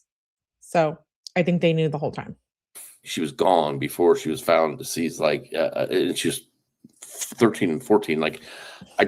Can't wrap my head around how that. When you say a year and a half, that's because I feel like a lot of people think a year and a half, they had no was that year and a half really a year and a half of her missing, or was that just a year and a half of her just not sleeping at home?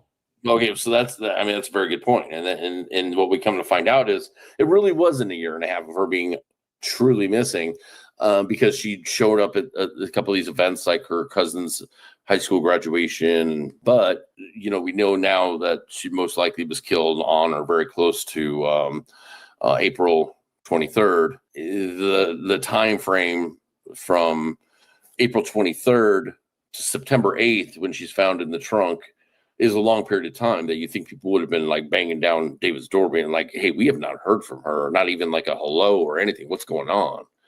Oh my God, I need to listen to that. But yeah, like, why wouldn't you be looking for her, right?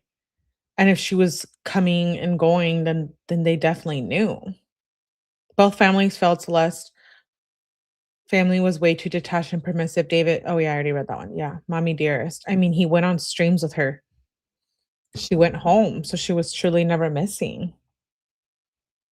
Oh, wow. Truly missing, because she showed up at a couple of these events, like her cousin's high school graduation. But we know now that she most likely was killed on or very close to April 23rd. The time frame from April 23rd to September 8th, when she's found in the trunk, is a long period of time that you think people would have been like banging down David's door being like, hey, we have not heard from her, not even like a hello or anything. What's going on?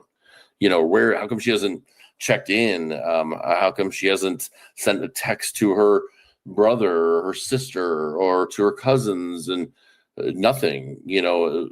That's a long period of time, but I don't know. I don't know if anybody was banging down his door, when the news came out that a body had been found in his Tesla. I don't know why people weren't at police station saying, my daughter knows that guy, and I haven't seen my daughter or heard from my daughter in a very long time. I don't know how. Or like maybe an aunt, like he's been around, et cetera, et cetera. Why did people stay quiet if they did? Celeste was failed, man. She was failed. But did the parents go to the police station, or did the police have to go to the parents? TMZ actually. TMZ had somebody, guy online that kind of figured it out in the Discord, and then he started like threatening. There's a weird sequence of events, but what it comes down to is he went to LAPD, and then he went to TMZ. And TMZ called the mom, was like, hey, does your daughter have this certain tattoo?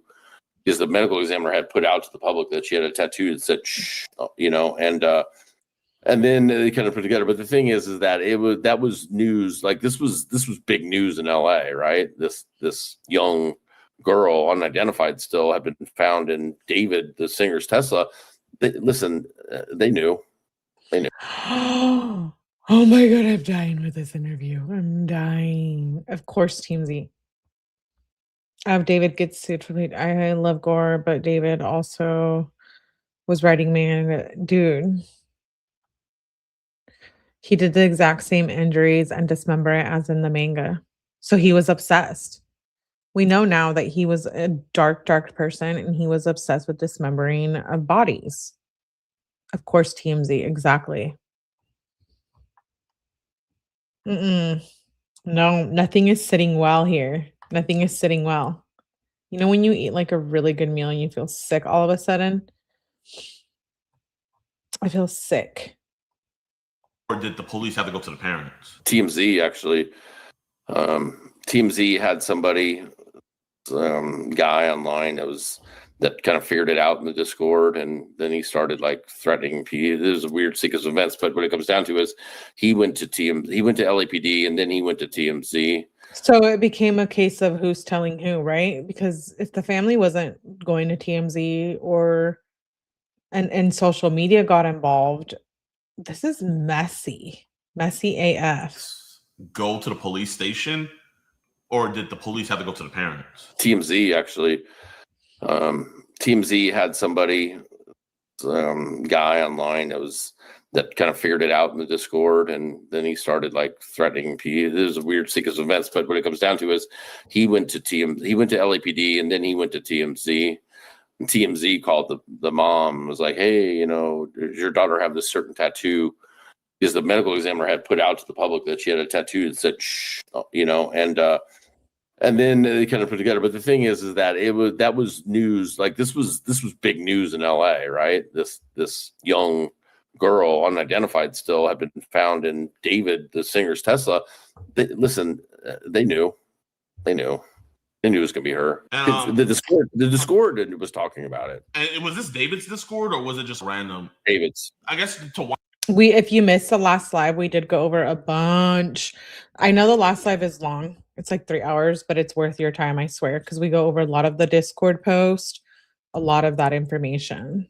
So definitely make sure you check that out. But people in the Discord knew, both families knew, cousins knew, music producers knew, managers knew, people knew. Okay. Like, this is sick. It's sick. It's sick. But that's how the industry is, right? I mean, we've seen it with children being groomed in families. I am in no position here to blame Celeste's family or defend them, but I will say that, yeah, I think it's dirty work. I think that both families, I'm over the families, they all need to go to jail. Yeah, that's kind of where I am, Mercedes. I'm kind of at the point where, listen, a year and a half, she was quote unquote missing, but you knew where she was, but you didn't want to take responsibility for it. And I'm wondering, were they claiming her on their taxes and shit? Like, that's nothing here, nor here, nor there, right? But I think it's being complicit now that's playing a role here, and at least in my opinion, and by a lot of what you guys are saying as well. He cut her up the same way. Listen, he cut her up.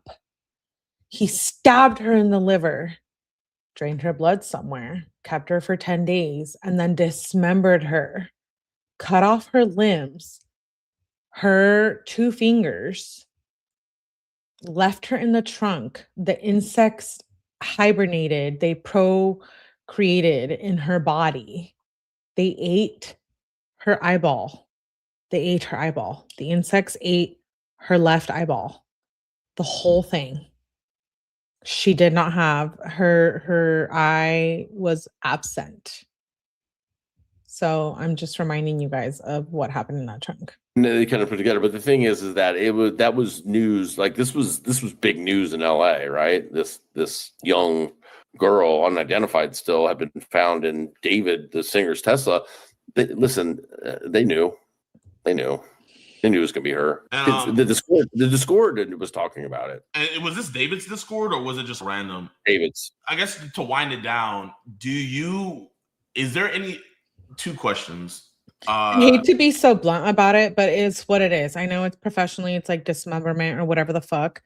They chopped her up. Somebody chopped her up. Where is the blood and where is the fingers? Where is the weapons? Where is the blood? Did they drink the blood? And now I'm wondering, I'm deep into the Epstein files. We were supposed to do Epstein live, but we will probably be doing that tomorrow. Where's all of this stuff? Where's all of this? Have there been evidence that you found that the police didn't have that has aided further into this investigation where it sent it into a different route? And also, is there a piece of evidence that you either have found yourself or you know about to where you can definitively say without a shadow of doubt that he was the one who murdered her? And so to take your last question first, there's nothing like a video of something happening or even a body being taken out that I've seen, right?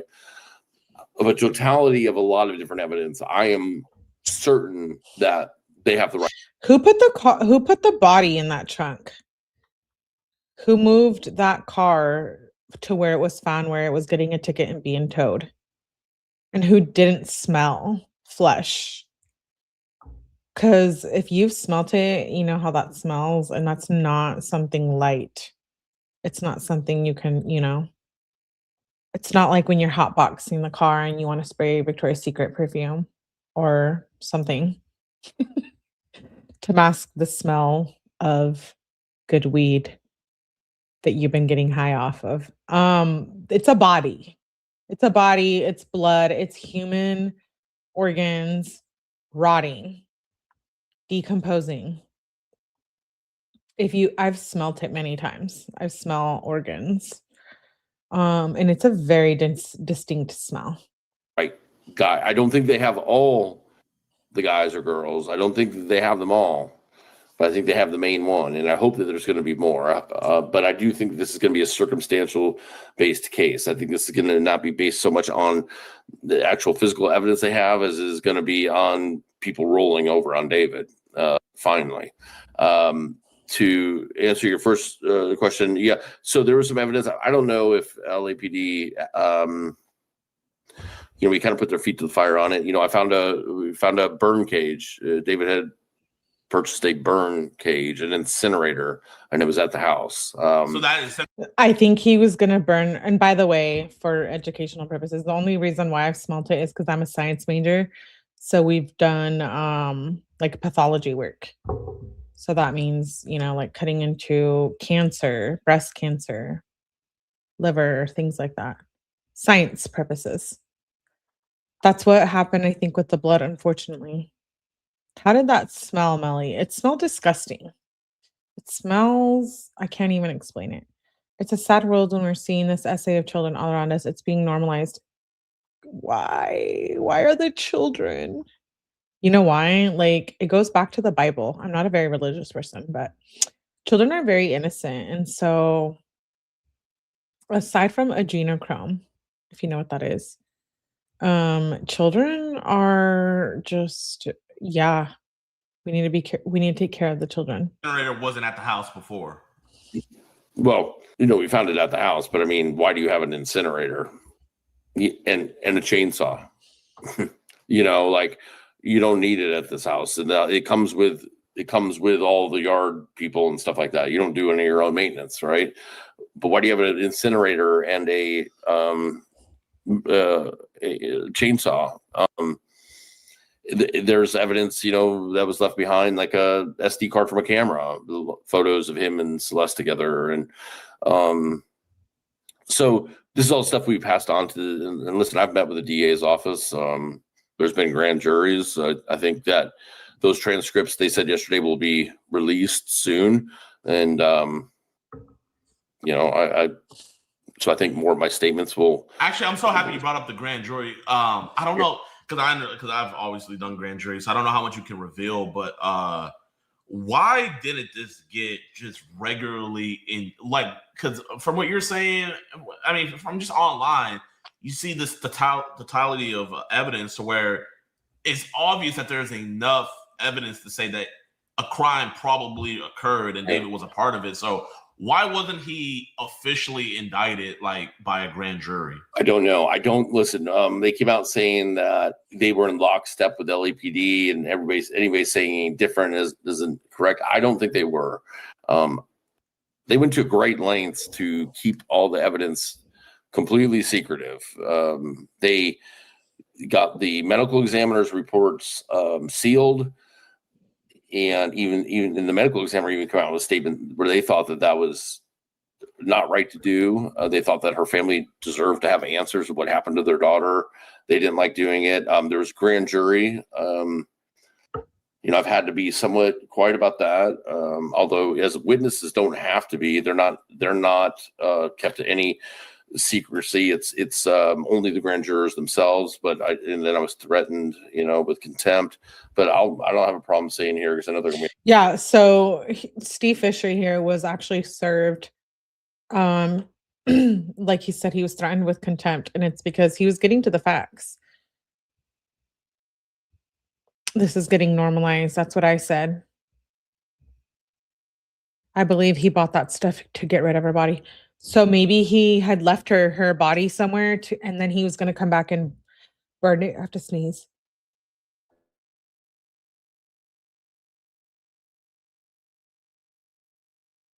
Excuse me, I didn't want to sneeze in your ears. Maybe he planned to come back and burn her body or her remains. Because why do have an incinerator? Tell me why you would have one in your house. I guess I would be interested. I don't find the need for that in my home.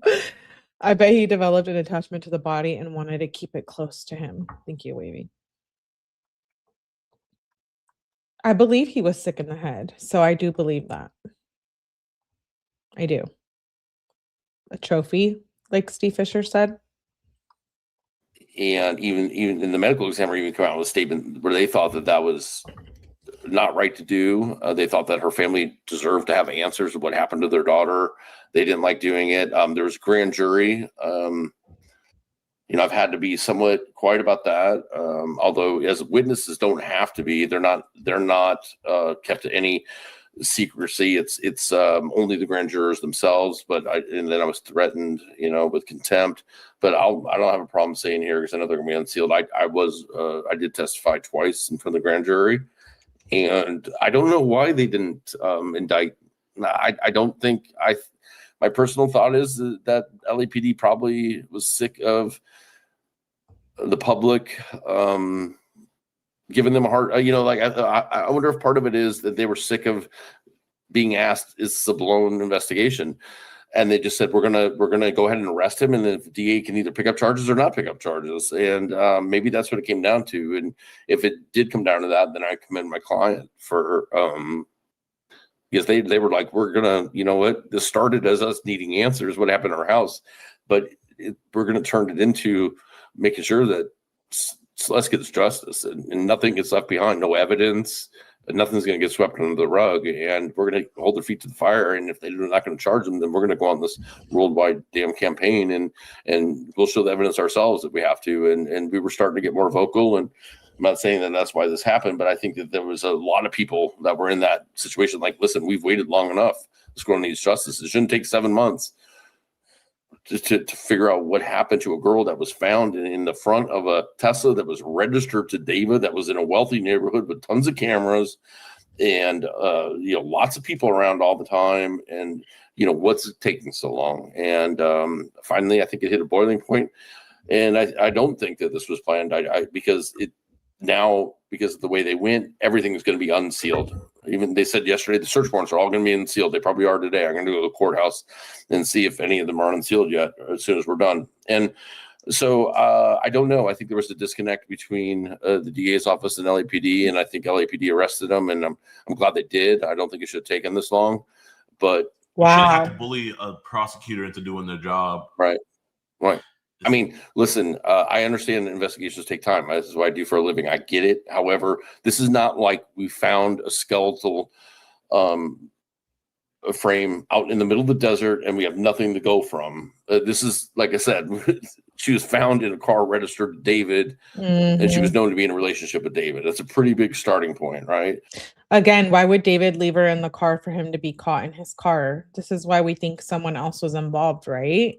Because why would you? I mean, you're telling on yourself there. The car's registered to you. Did you really? He didn't report it stolen, so he didn't think it was stolen. Was someone who was helping him? Did they decide to change their mind? And this is a guy who self-admittedly grew up on the internet and documented everything. And we've said that from the beginning. We're like, I guarantee he documented everything. It's all, and then we find out they said yesterday in court that his iCloud account alone, just his iCloud account, they would need a 10 terabyte drive to copy just to his iCloud account. That's none of the other stuff. So everything's in there, 10 terabytes. So shouldn't have taken this long. I'm glad that justice for Celeste is happening, and I truly do not think it would have happened if the public didn't stay engaged in this case. Wow. And they weren't so vocal. I think that it very well could have gotten swept under the rug, but because everybody was like, we want to know what happened, and nobody forgot about it, which I think justice for Celeste. He's saying the public and the media helped. Absolutely. I think it does in high profile cases. Stay engaged in this case, and they weren't so vocal. I think that it very well could have gotten swept under the rug, but because everybody was like, we want to know what happened, and nobody forgot about it, which I think was easy to do during like the Nancy Guthrie case and some other cases where everybody got sidetracked. But people stayed on this case and were loud online and stuff, and that kept their feet to the fire at the DA's office and LAPD. And I hope everybody's proud of themselves, because I think that reason charges came or because of the public, you know. No, and I think you should be proud of yourself too, man. Just a huge big up to the house owners because they could have just tried to sweep this under the rug, so they weren't. Yeah. Because I mean, they weren't involved in it either way. Yeah. But the fact that they went above and beyond to get you on this, the links that you went through on this. Shout out to Steve Fischer, eh? So guys, this is his Twitter right here. Make sure you guys go follow him because on his Twitter, he's gonna just be giving updates all the time. He's following this case. It's gonna be SF _investigates. 33 missing persons found since 2023. So huge shout out to you. And one last question. A big misconception is two things where they'll say, like, there's this other Celeste. Like, that's a lot of people like to throw out. Is there even another Celeste, or is that something that they like to just throw out? And also, did Celeste have a tattoo of David on one of her fingers? Yes, she did, and that finger's gone. So And the she also tattoo, had Yes, the tattoo of David was on her left ring finger, and her ring finger and her pinky finger are missing. So the tattoo was still on her body, but the that was David still tattoo, there, but the ring finger, the other finger on the other hand were gone, and that's the one that has the David, and also she had a ring from him, and She had a ring, like, I promised to marry you. That's disgusting. Whoa. Is there even another Celeste, or is that something that they like to just throw out? And also, did Celeste have a tattoo of David on one of her fingers? yes, she did, and that finger's gone. So And the she also tattoo had with the tattoo was still on her body, but the that was David still tattoo- there, but the ring finger, the other finger on the other hand were gone, and that's the one that has the David, and also she had a ring from him, and well, there's a little bit more information on that I can't give out yet, but if we talk, So she had his name tattooed on her ring finger, and he had a ring from him, and that finger is missing, nowhere to be found. in like another week or 10 days, I think I can give out some information on that, but that's gone. And what was the first part of the question? And the other part was about the other Celeste. A lot of people like to use her as a scapegoat. Like, no, like the live stream. A lot of people are like, no, that's not her. That's the other Celeste. That's the of age Celeste. So there is another Celeste that was not super close. She was really close with Asia, or who's one of the people that was like always around. So that was just a coincidence. There was another Celeste. It wasn't a decoy or anything like that. So yes, there was an adult Celeste. It's not, but that 100% is her in the live stream, and the delete everything live stream.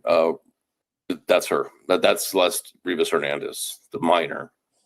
Mhm. And she, I think that's very calculated. One thing I've heard about what was happening at the end was she had lost all respect for David. She knew, she figured out, like, she'd now been isolated, taken away from her school, from her family. So Celeste knew, and maybe she knew something about him being involved with other minors. Oh my God. And that's why she was a witness and was going to tell, or had already told. Celeste Rivas Hernandez, the minor. And she, I think that's very calculated. One thing I've heard about what was happening at the end was she had lost all respect for David. She knew, she figured out, like, she'd now been isolated, taken away from her school, from her family. She was being isolated and just used as an object when it was convenient for him. And she had lost respect for him. And when she came out and said, oh, like child rape on that, that was Celeste. Celeste was smart. I wonder if she had already turned him in long before then. Yeah. It sounds like Celeste had caught on. And that's why he decided to get rid of her. It was convenient for him, and she had lost respect for him. And when she came out and said, Oh, like child rape on that? That was Celeste. Celeste was smart. She and Wow. she knew, and that was her calling him out. I don't think that was Wow. by accident. You know. No, I mean that I think will be a huge. Did she say her age in there? Because every time I hear it, it sounds like it's muted. I'm guessing people did that. What was the exact words that she said on that live stream? She said, well, the word she said, like child rape. She brought up We watched the clip at the beginning of the live as well. child rape to him, and then he goes, whoa, you know, and he talks about, oh, I media trained you, you know, and but she brings up child rape, and she says those exact words, and that's when everybody in the chat starts talking about like Epstein Island and stuff, and then he wants to get deleted. And then, although he made it seem like kind of a joke, I mean, he actually called the mods after they ended that, and told them to delete that. If you look on my stream, I'm gonna play That's it it. for everybody. Media. I personally don't. Yo, I media trained you. No, you didn't. That's controversial.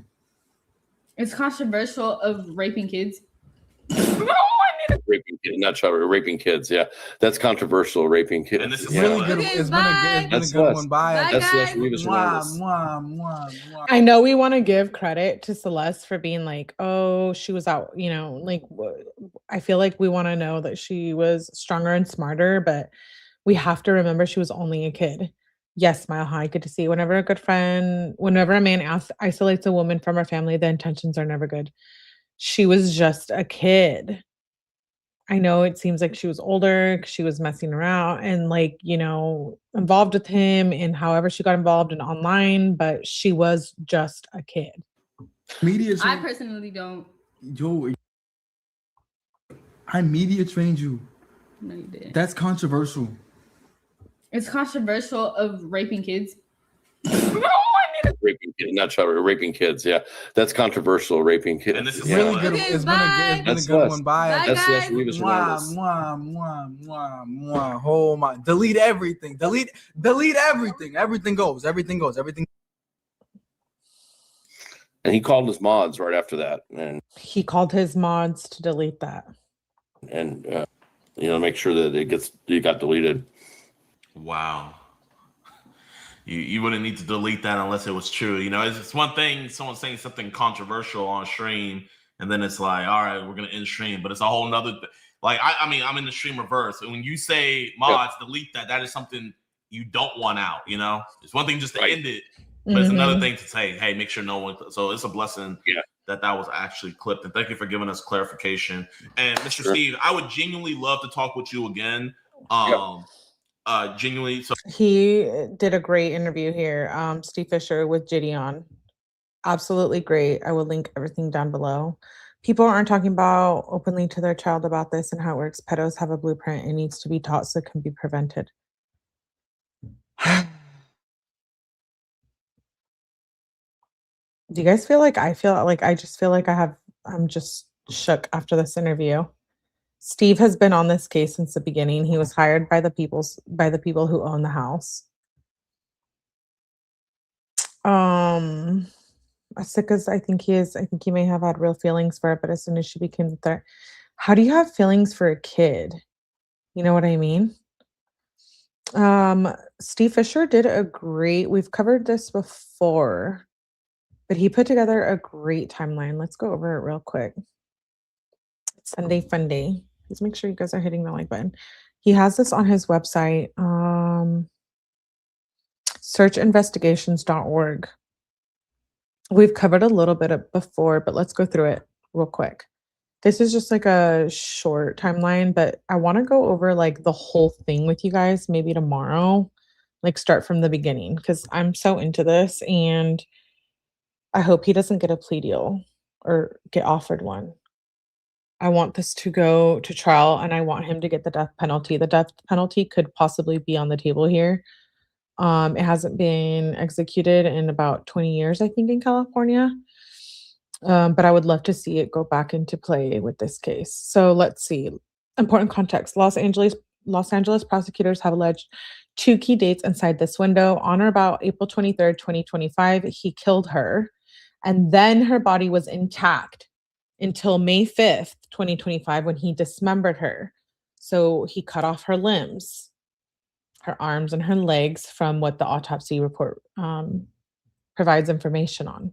The allegations are unproven. David entered a plea of not guilty at his arraignment on April 20th, and he's presumed innocent. The timeline is intended to prove factual context, not to assert guilt, compiled from publicly available news coverage, concert and data, and ticketing databases, and timestamps embedded in David's own social media post. April 21st, Los Angeles area. David's Coachella weekend, 2 sets, and ended this prior day in Indio, California. April 22nd, press. BandLab announces 3-day David pop-up event in New York City. April 23rd. Prosecutors allege Celeste arrived the evening of April 23rd to David's rented Hollywood Hills. So remember, the police report states that he lured her back. So she possibly was already home, and he lured her back, decided to kill her because she was already going to tell, or he found out, I think, that she had told, or something had got out. She arrives the evening of April 23rd at David's rented Hollywood Hills home, and that was the last heard from her on or about this date. Withered Tour drops. The concerts go into pre-sale. We talked about this on the previous live. The Withered album is released on the 25th. So 2 days after he kills Celeste. David, your prayers have been answered. It's finally here. Promoting the upcoming album release, April 24th. Withered Tour tickets officially on sale. So it's very manic, right? Like Steve Fisher said, he kills her. He goes, he's doing all these concerts, all this press. Okay, very in your face, very dopamine related. He's like out there. And then he dismembers her, and then he kind of slows down. So that's what Steve Fisher claimed in this interview. Withered Tour tickets officially on sale April 24th. David Reel says, he posted a reel, and it's on Instagram, and it says, my Withered Tour is not officially on sale. He goes on Twitch. David streams on Twitch. Caption, put the album in the bag, bruh. Streaming from what appears to be inside residential interior ahead of that evening's album release party. So here she was already dead, and he was promoting. Again, demonic. How do you go on living your life, right? What is this mark in the front of his nose? Okay, so let's move on. Withered album release party, 100 Thieves compound, Los Angeles. Host text blast sent at 6:33 p.m. announced the party would kick off in 90 minutes. Guests directed to enter through the parking lot to the left of the building. April 24th, 2025, allegedly 1 day after he killed her, the host of Withered album release party sent a text blast. David's Withered album release party kicks off in 90 minutes. When you arrive at the 100 Thieves compound, please enter through the parking lot to the left of the building and head to the back. LA to New York, he traveled overnight, inferred from next day NYC pop-up. So it's basically proving, hello, young Black economist, good to see you, love. Hopefully, if Kelly drops the ball, the feds will be able to get him on CSAM. I don't think that's enough. He's a sicko for liking a child. We've talked about this many times, right? Like knowing a woman from a child. Like, you know, and you know when you go out seeking a kid on Discord. Even if you don't know right off the bat, you later come to find out, right? Like, you have to be able to tell. And if you can't, then I question many things of your upbringing and whatnot. Yeah, 100 Thieves promoted him too. So April 25th, 2 days after he kills Celeste, Withered Darkroom Interscope released, debuted at number 13 on Billboard 200. He does a live appearance, BandLab X David pop-up in New York City Union Square, in-person fan meet and greet, stripped down acoustic set, and group photo opportunity. Okay, so everyone who met him on the 25th, yes, he had blood on his hands. Where's the blood? Where's her fucking 2 fingers? Can someone tell me? Disturbing. Live debut. He performs Afterlife, which is a song on his album. He performed live for the first time at Band Lab's pop-up acoustic set. David visibly breaks down crying during mid-song. So on the 25th, he's up on stage crying. Why are you crying? Right? Concerning. Are you crying because you're going to prison and you know it? Or are you crying because you're a pedophile? Which one is it? Both? It says, note on dating. Most online aggregators date the Surface clip April 26 because that's when the widely shared Instagram reel went up. However, the same performance had already been posted to TikTok the prior evening. A fan clip account went up at April 25th, 1817 PT, 16 hours earlier. A clip cannot exist before its filming, which means the performance itself happened on April 25th. This also matches BandLab's published programming. Day 1, April 25th. Day 2, April 26th, was non-performance creator workshop. The visual setting in the screenshot, red metal chair, yellow acoustic guitar held by accompanying guitarist. David word marked on the pink Union Square pop-up wall matches the April 25th acoustic stage. 2 days later, his song Afterlife became the closer of his April 27th Houston album release show. Oh, I can't play it. Screenshot, the Surface video shows David breaking down.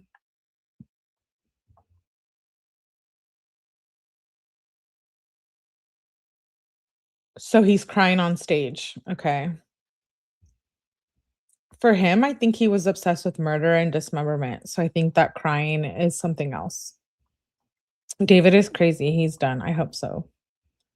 David, no balls.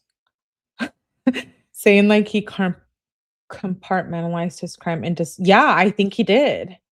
David allegedly got rid of Celeste. He had the nerve to cry. He went crying up onto his fans. Can you imagine if you were that fan? I'd be outraged. That's freaky. Here he is crying. Wow. Wow. It's like J.P. Miller all over again, you know, the priest. The priest that cried over his wife. He's crying in his jail cell now. Yeah, let's hope. So then it says TikTok. David post on TikTok. Mine is friend again. Say it back in ghost. To be honest. Hashtag David. Hashtag new music. April 26th, he does a live appearance at BandLab X David Pop-Up Day 2 Creator Workshop Q&A. Wider Instagram reel of the previous evening's Afterlife debut surfaces and goes viral. This is the post most online aggregators tag with April 26th date, but the underlying performance occurred April 25th. So this is Steve Fischer in his timeline just explaining how he went about his life and the events that he did following the murder of Celeste. Because you guys have to remember, during this time, as he's doing all these pop-ups, where is her body? It's still intact. Is it in his house? Is it in his closet? Is it at the second house? Does his family know something about it? Is it in the car? Is the car parked in the garage? If so, where is the body? Okay, that's the main point here. April 26th, Saturday, live appearance, BandLab again. Oh, wait, I already repeat that. My bad. April 27th, Sunday. Travel. He travels from New York to Houston for evening hometown show because he's from Texas. Live appearance. Headlines album release show, White Oak Music Hall, Houston, Texas. Near sellout. Sister Emily Burke joined on stage to sing Here With Me and Romantic Homicide. So this should ring a bell because we've talked about Here With Me. Here With Me is a song where David had a body being drugged into the trunk. So he's already making music and content, I think, based off of what had happened. Or maybe he's getting ideas. I don't know. But his music video Here With Me does show him. We've seen it here before. putting a body in the trunk. So then it says New York City pop-up day 3, host live stream, watch party of the Houston show, TikTok to own account, TikTok post. April 28th, no post found. So he travels from Houston to New York for next day Brooklyn show. April 29th, live appearance, Brooklyn Steel show, family is on stage. So not only did he already kill Celeste, but his family is involved. Do they know anything about it? We don't know. The Tesla is going to show who was the last person driving it. Well, according to Steve Fischer, they couldn't get anything off the Tesla. But we have yet to know the facts of that because of discovery in the case. So he has his family on stage on April 29th. One account, he posts 1 TikTok post. Then April 30th, he does 4 TikTok posts. April 30th through the 4th is when he gets quiet. So no public appearance, no own account social post. So this is when he was already thinking of dismembering her. So he got quiet, which I think is a psychological thing. I'm not a psychologist, but why is he, hi, doing all this stuff, and then he's thinking about dismembering her and he's slowing down, maybe entering some kind of alter ego, sick-minded human being. I wondered if he was stressing the whole time, thinking she was in the car, just not thinking about it, right? Some more folk might get charged with assisting. We will see. I hope so, 𝗍𝗶𝗍. I hope so. So he's pretty chill from April 30th to the 4th, and then May 5th is when he dismembers her. He's like, all right, that's it. I'm going to cut off her arms and her legs. Prosecutors allege Celeste's body was mutilated on or about this date. So what made him go back to that and think, I want to cut off her arms and legs and her fingers? What makes a human resort to that? Like, it's genuinely, it says David posts a story captioned, oh my God, should I get this? We showed this on the last live. He posts 2 skateboards at a night market. Geolocated to downtown Los Angeles, food truck reading bandit visible in the frame, posted the same day prosecutors allege Celeste's body was mutilated. So he mutilates her body and then he does this Snapchat post or wherever he posts. And we know that Celeste loved Hello Kitty. So he posts 1 own account TikTok, and then May 6th, nothing. Quiet. And then May 7th, he posts 1 TikTok post. May 8th, 9th, 10th, 11th, 12th, quiet. Okay. Are you quiet because you're trying to figure out what to do?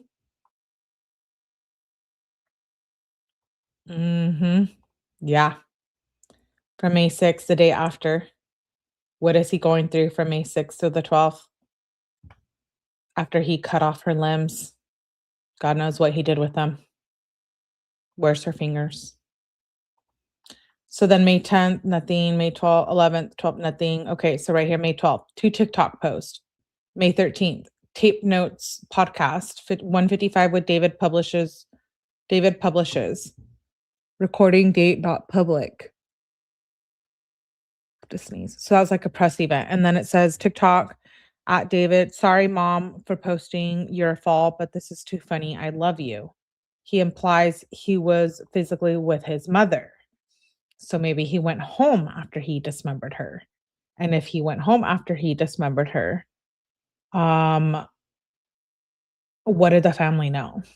Did he tell his family? Did he rely on his family? Because a mom is going to take care of his baby, right? So I wonder what, if anything, the family knew here. May 14th, nothing. No public appearance, no social account post. May 15th through the 19th, he travels from USA to Seoul, South Korea, which is what we heard Steve talk about in the interview. May 21st, live appearance at something Soul. He sings Here With Me. Then he posts Instagram about his performance in Seoul, Korea. May 22nd, live appearance. He does another one and he in Seoul, Korea, and he performs Is This Really Love? So these are all songs off his Withered album. And then he does a TikTok post on May 22nd. And he says, I met Boy Next Door, PH1, and Movie. And Mio. So I guess those are some Korean artists. So Steve Fischer compiled that timeline so we know like what he was doing after he dismembered her. He doesn't feel the way we were talking about it. It's like that piece of his mind is void. I agree. What was his childhood like? Any missing? I do question the childhood. I know people always say like, oh my God, it's not about the childhood.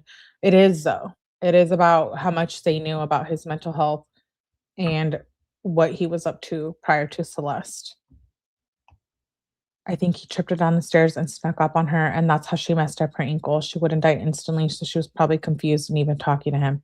Yeah, he lured her, remember? Remember the charging documents say he lured her. He lured her back to that home that night and killed her. So she maybe had already gone back home. He looks angry because he got caught. He does. He does. He's very, it's disturbing. But Celeste's family did release this picture of her after the fact. There are Discord chats of David saying he would watch gore videos. Yeah, so I'm wondering, what was his obsession with all of that? Nature versus nurture. Oh, I could go down this for hours, Danny. Was he born evil? Did he become evil? His environment. I mean, it's a whole thing. I'm really into it, and I always talk about that. Are people born evil, or do they become evil because of their environment? I have questions because I have a lot to say on that from personal experience. But this isn't about me. It's about Celeste's live. Maybe we'll do a members only and talk about that. How did she get to his house on the night he lured her? Maybe he picked her up. Some people do, but very few. I think that darkness within David was present his whole life. I think his family knew. I really do. I'm not trying to victim blame or anything. I'm just being realistic. I think his family knew who he was and what kind of shit he was into. I do. And that's why his family now is saying we stand by him. They said they stand by him. Tell me what you think about that. The family right now says they stand by him. Really? Really? I get it. Like, it's your kid. You're never going to turn your back on them. But after he's been arrested and he's going to be charged with all of this, you still stand by him? Sounds like you knew. Sounds like you knew what was going on because she had been to your house, possibly in Texas. There are many people with mental illness or mental issues. Most don't do what he did. Exactly. That's what I'm saying that's why I believe that his family knew what kind of person he was. Probably why he was homeschooled. Exactly. Like, let's dig more into that part, why he was homeschooled. What was his home life? What was he like before? Remember that interview we watched on the last live where he says like his family was very religious. And I'm not pointing fingers here. I grew up in a very religious home to become not. I'm a more spiritual person now as an adult, but I grew up in a very religious home. And I think sometimes parents have this idea of you, right? Maybe his family split. Yeah. They went and did concerts after he killed and dismembered her, which they might have not even known about. So I guess we can give him that. People think that maybe trying to cover his own ass. Listen, the manager knew about it. Interscope knew about it. Her family knew about it. His family knew about it. Come on now.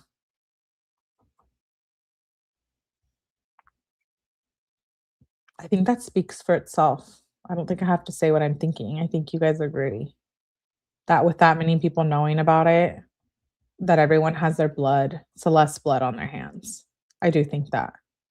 You think he left evidence at his family home? Yeah, remember his parents didn't want to show up. They didn't want to be subpoenaed. They didn't want to testify against him. They didn't want to testify. They fought it. They fought it and fought it and fought it. I believe in the Bible, but I never forced my kids into religion. The entire school knew, but that's what I'm saying, Mandy. The school, the parents, the friends, the company, the manager, the bodyguards. We saw the clip at the beginning of the live. If you missed it, go back and replay where the bodyguard says he helped hide the body. Why would you joke about that? That's fucking weird. Why are you joking about hiding a body?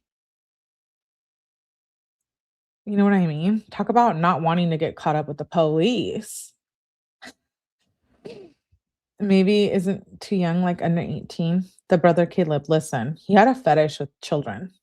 So in my book, death penalty all the way across the board. I don't even think a trial is worthy of taxpayers' money, but I guess it is what it is. I think the justice system is flawed when it comes to crimes against children. But again, that's another rant we can go down on another live. Makes him look guilty even more, his family. None of them call David out. Yeah. Or like, hello, dude, why are you trying to bang a child?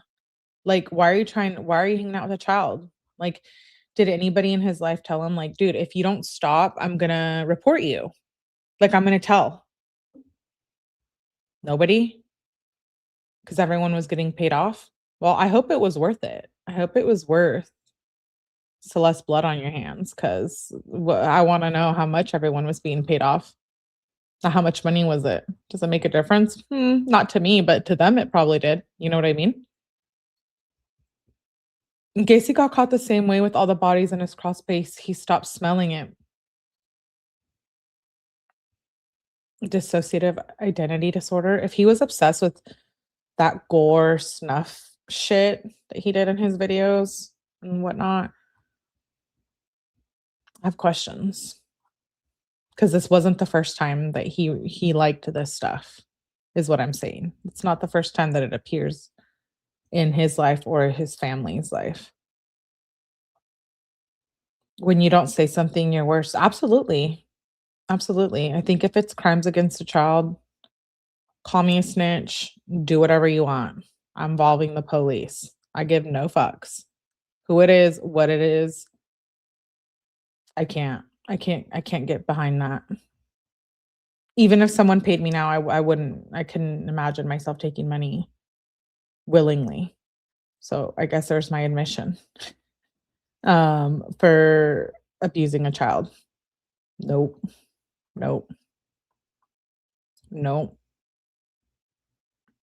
How can dude plead not guilty? Some people don't believe David killed her. Some believe he was set up. Okay, but would he be arrested, and would the prosecution have that much information on him with the CSAM if he didn't kill her? He's committed something prior to this. Yup. I believe that 1000%. I don't know why grown-up people want to be friends with kids. You know the difference. We all know the difference. Let's not all play. Every single one of us knows. It goes for all those teachers too. I know right now it's hot on the true crime where female teachers are abusing boys. It's like, really? You didn't look at his penis size and realize that he was a fucking little boy? I'm sorry. Let's not play. I'm not. Let's just be honest. It's sick. It's sick. It's absolutely sick. Protect your children. Makes no sense. Makes no sense. Makes no sense. I was in a bad relationship in like my 20s, and even then my dad was, and I'm very close to my parents, so maybe he did use that against me. But he claimed, he did everything in his power legally and within our family to not allow me to be in that relationship. So it's hard for me to envision that her parents were okay with it, even though it seems like they knew what was going on. It's a very sad situation. Very sad. Very sad.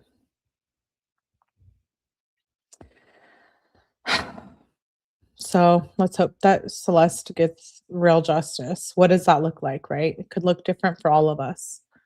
In my book, it would be everyone being held accountable in a perfect world, but we know that's probably not going to happen. So let's see what comes out. And I have a feeling he's going to take a plea deal to get the death penalty off the table, just like other people we know. Brian 𝗠𝗲𝗃𝗏. And is that fair? Is that justice? Living in a prison or on death penalty, taxpayers' money. Is that justice? Is that justice? What do you think? Death penalty or 𝗟𝗏𝗏 in general population? I'm curious what the replay viewers think in the comments and what you guys think in the live chat. This is what I keep saying what happened to him in school. They had to homeschool him. Yeah, I think he was socially awkward. I think something happened socially where he wasn't allowed. His parents were like, let's pull him out. Whether it was for talents, him being talented, or something else. I'd like to see other arrests. To get justice, Celeste, they need to end the moratorium and death penalty in California. I agree. I'm from California, and I hope to make it to that trial if it proceeds. In one interview, David, he showed his mom one of his songs, told his mom, yeah, we played that interview in the last live where his mom, he says that he loves to do everything his mom thinks isn't cool because he knows it's cool. Sounds like your mom knew about you, dude. 𝗟𝗏𝗏. I'd rather he be dead than locked up. I'd rather he be dead than in a locked up cell. Locked up is worse. Yeah. I was thinking the death penalty might be too much up his alley. You know, he might want that. Considering what he's into, he might think that death is, he might want that. That's why I think life in prison might, on death penalty or on death row, might be better, or even just locked up. He's very sick and his parents are responsible for not being able to control him. We talk about it all the time, mental health. If you know you have a mental health issue, you know you need to take your medication, you know you need to be able to fit into society and comply, right? And then your family knows that as well. I'm very open about my mental health issues here and mental health across the board. We're very open about that here on this channel. And you just know that you're supposed to take care of that shit, right? Honor your mother and father. I've never seen a high profile monster go that high, that fast, fall in a snap. I think he's scared of the DP. At the end of the day, we can all agree that Celeste was failed and she deserves justice. R.I.P. Celeste. R.I.P. Death penalty may be too easy. That's what I think. He is too much of a narcissist to be okay with dying himself. He only likes when other people get hurt. She was a baby and her life was stolen away. Like 11, 12 years old. Right, and it's exactly, Danny. It's knowing how to take care of it, right? And being able to contribute to society. And I just think that what I mean by that is that David's parents knew something was wrong with him, whether they can deny it or not, or live in denial, maybe their whole life. Maybe not. Maybe they wanted to protect him. Do we blame them? How far would you go to protect your kid, right? I guess it can, this conversation can break off into a million branches of speaking about morals and true crime and what's right and what's not. And then there's the whole justice system, right?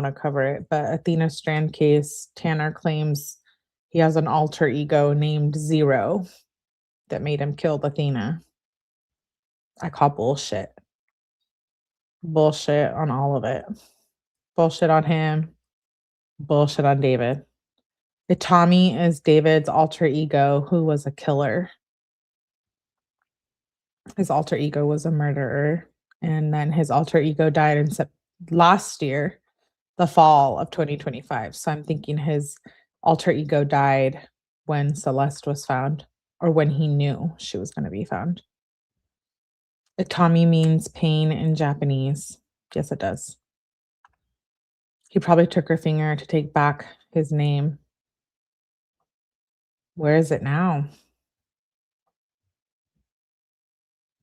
Where's her fingers now? Very disturbing. Anyways, I appreciate you guys for being here. Tomorrow we will be doing an in-depth timeline review of the Celeste case. I know a lot of us know already, but I want to go by it like day by day. I'm obsessed. And I'll have another interview to review. Shout out to Steve Fischer and Gideon Premium for that interview that we just watched. If you guys want to watch it without commentary, go for it. Eat your heart out. Give him the views. Great interview. I'm a fan of Steve Fischer. It is Gideon Premium who did the interview. Karma never loses an address. Exactly, Christine. Karma never loses an address. He took those specific fingers. I believe that he used manga as a field guide, and that's what happens in manga. A trophy. Every time I think of a trophy, I think of Dexter. I'm obsessed with that show. That's one of my favorite shows in the world. I would say that's probably like my number 1 or number 2. But you know how Dexter always takes a trophy of the blood? It's good to have others talk to this kid. Yeah, I like to talk it through. I welcome your guys' opinions. This is why I do the outros. I like the feedback and I like the conversation. So I appreciate you guys for being here in the live chat, and also the replay viewers. Please make sure you give your girl a like. We try to get the lives into the algorithm as we are a smaller channel here. but we do want justice for Celeste at the end of the day. And that is where we are at. I hope you guys all have a good night. Please hit the like button on your way out. Let me share this picture of Celeste.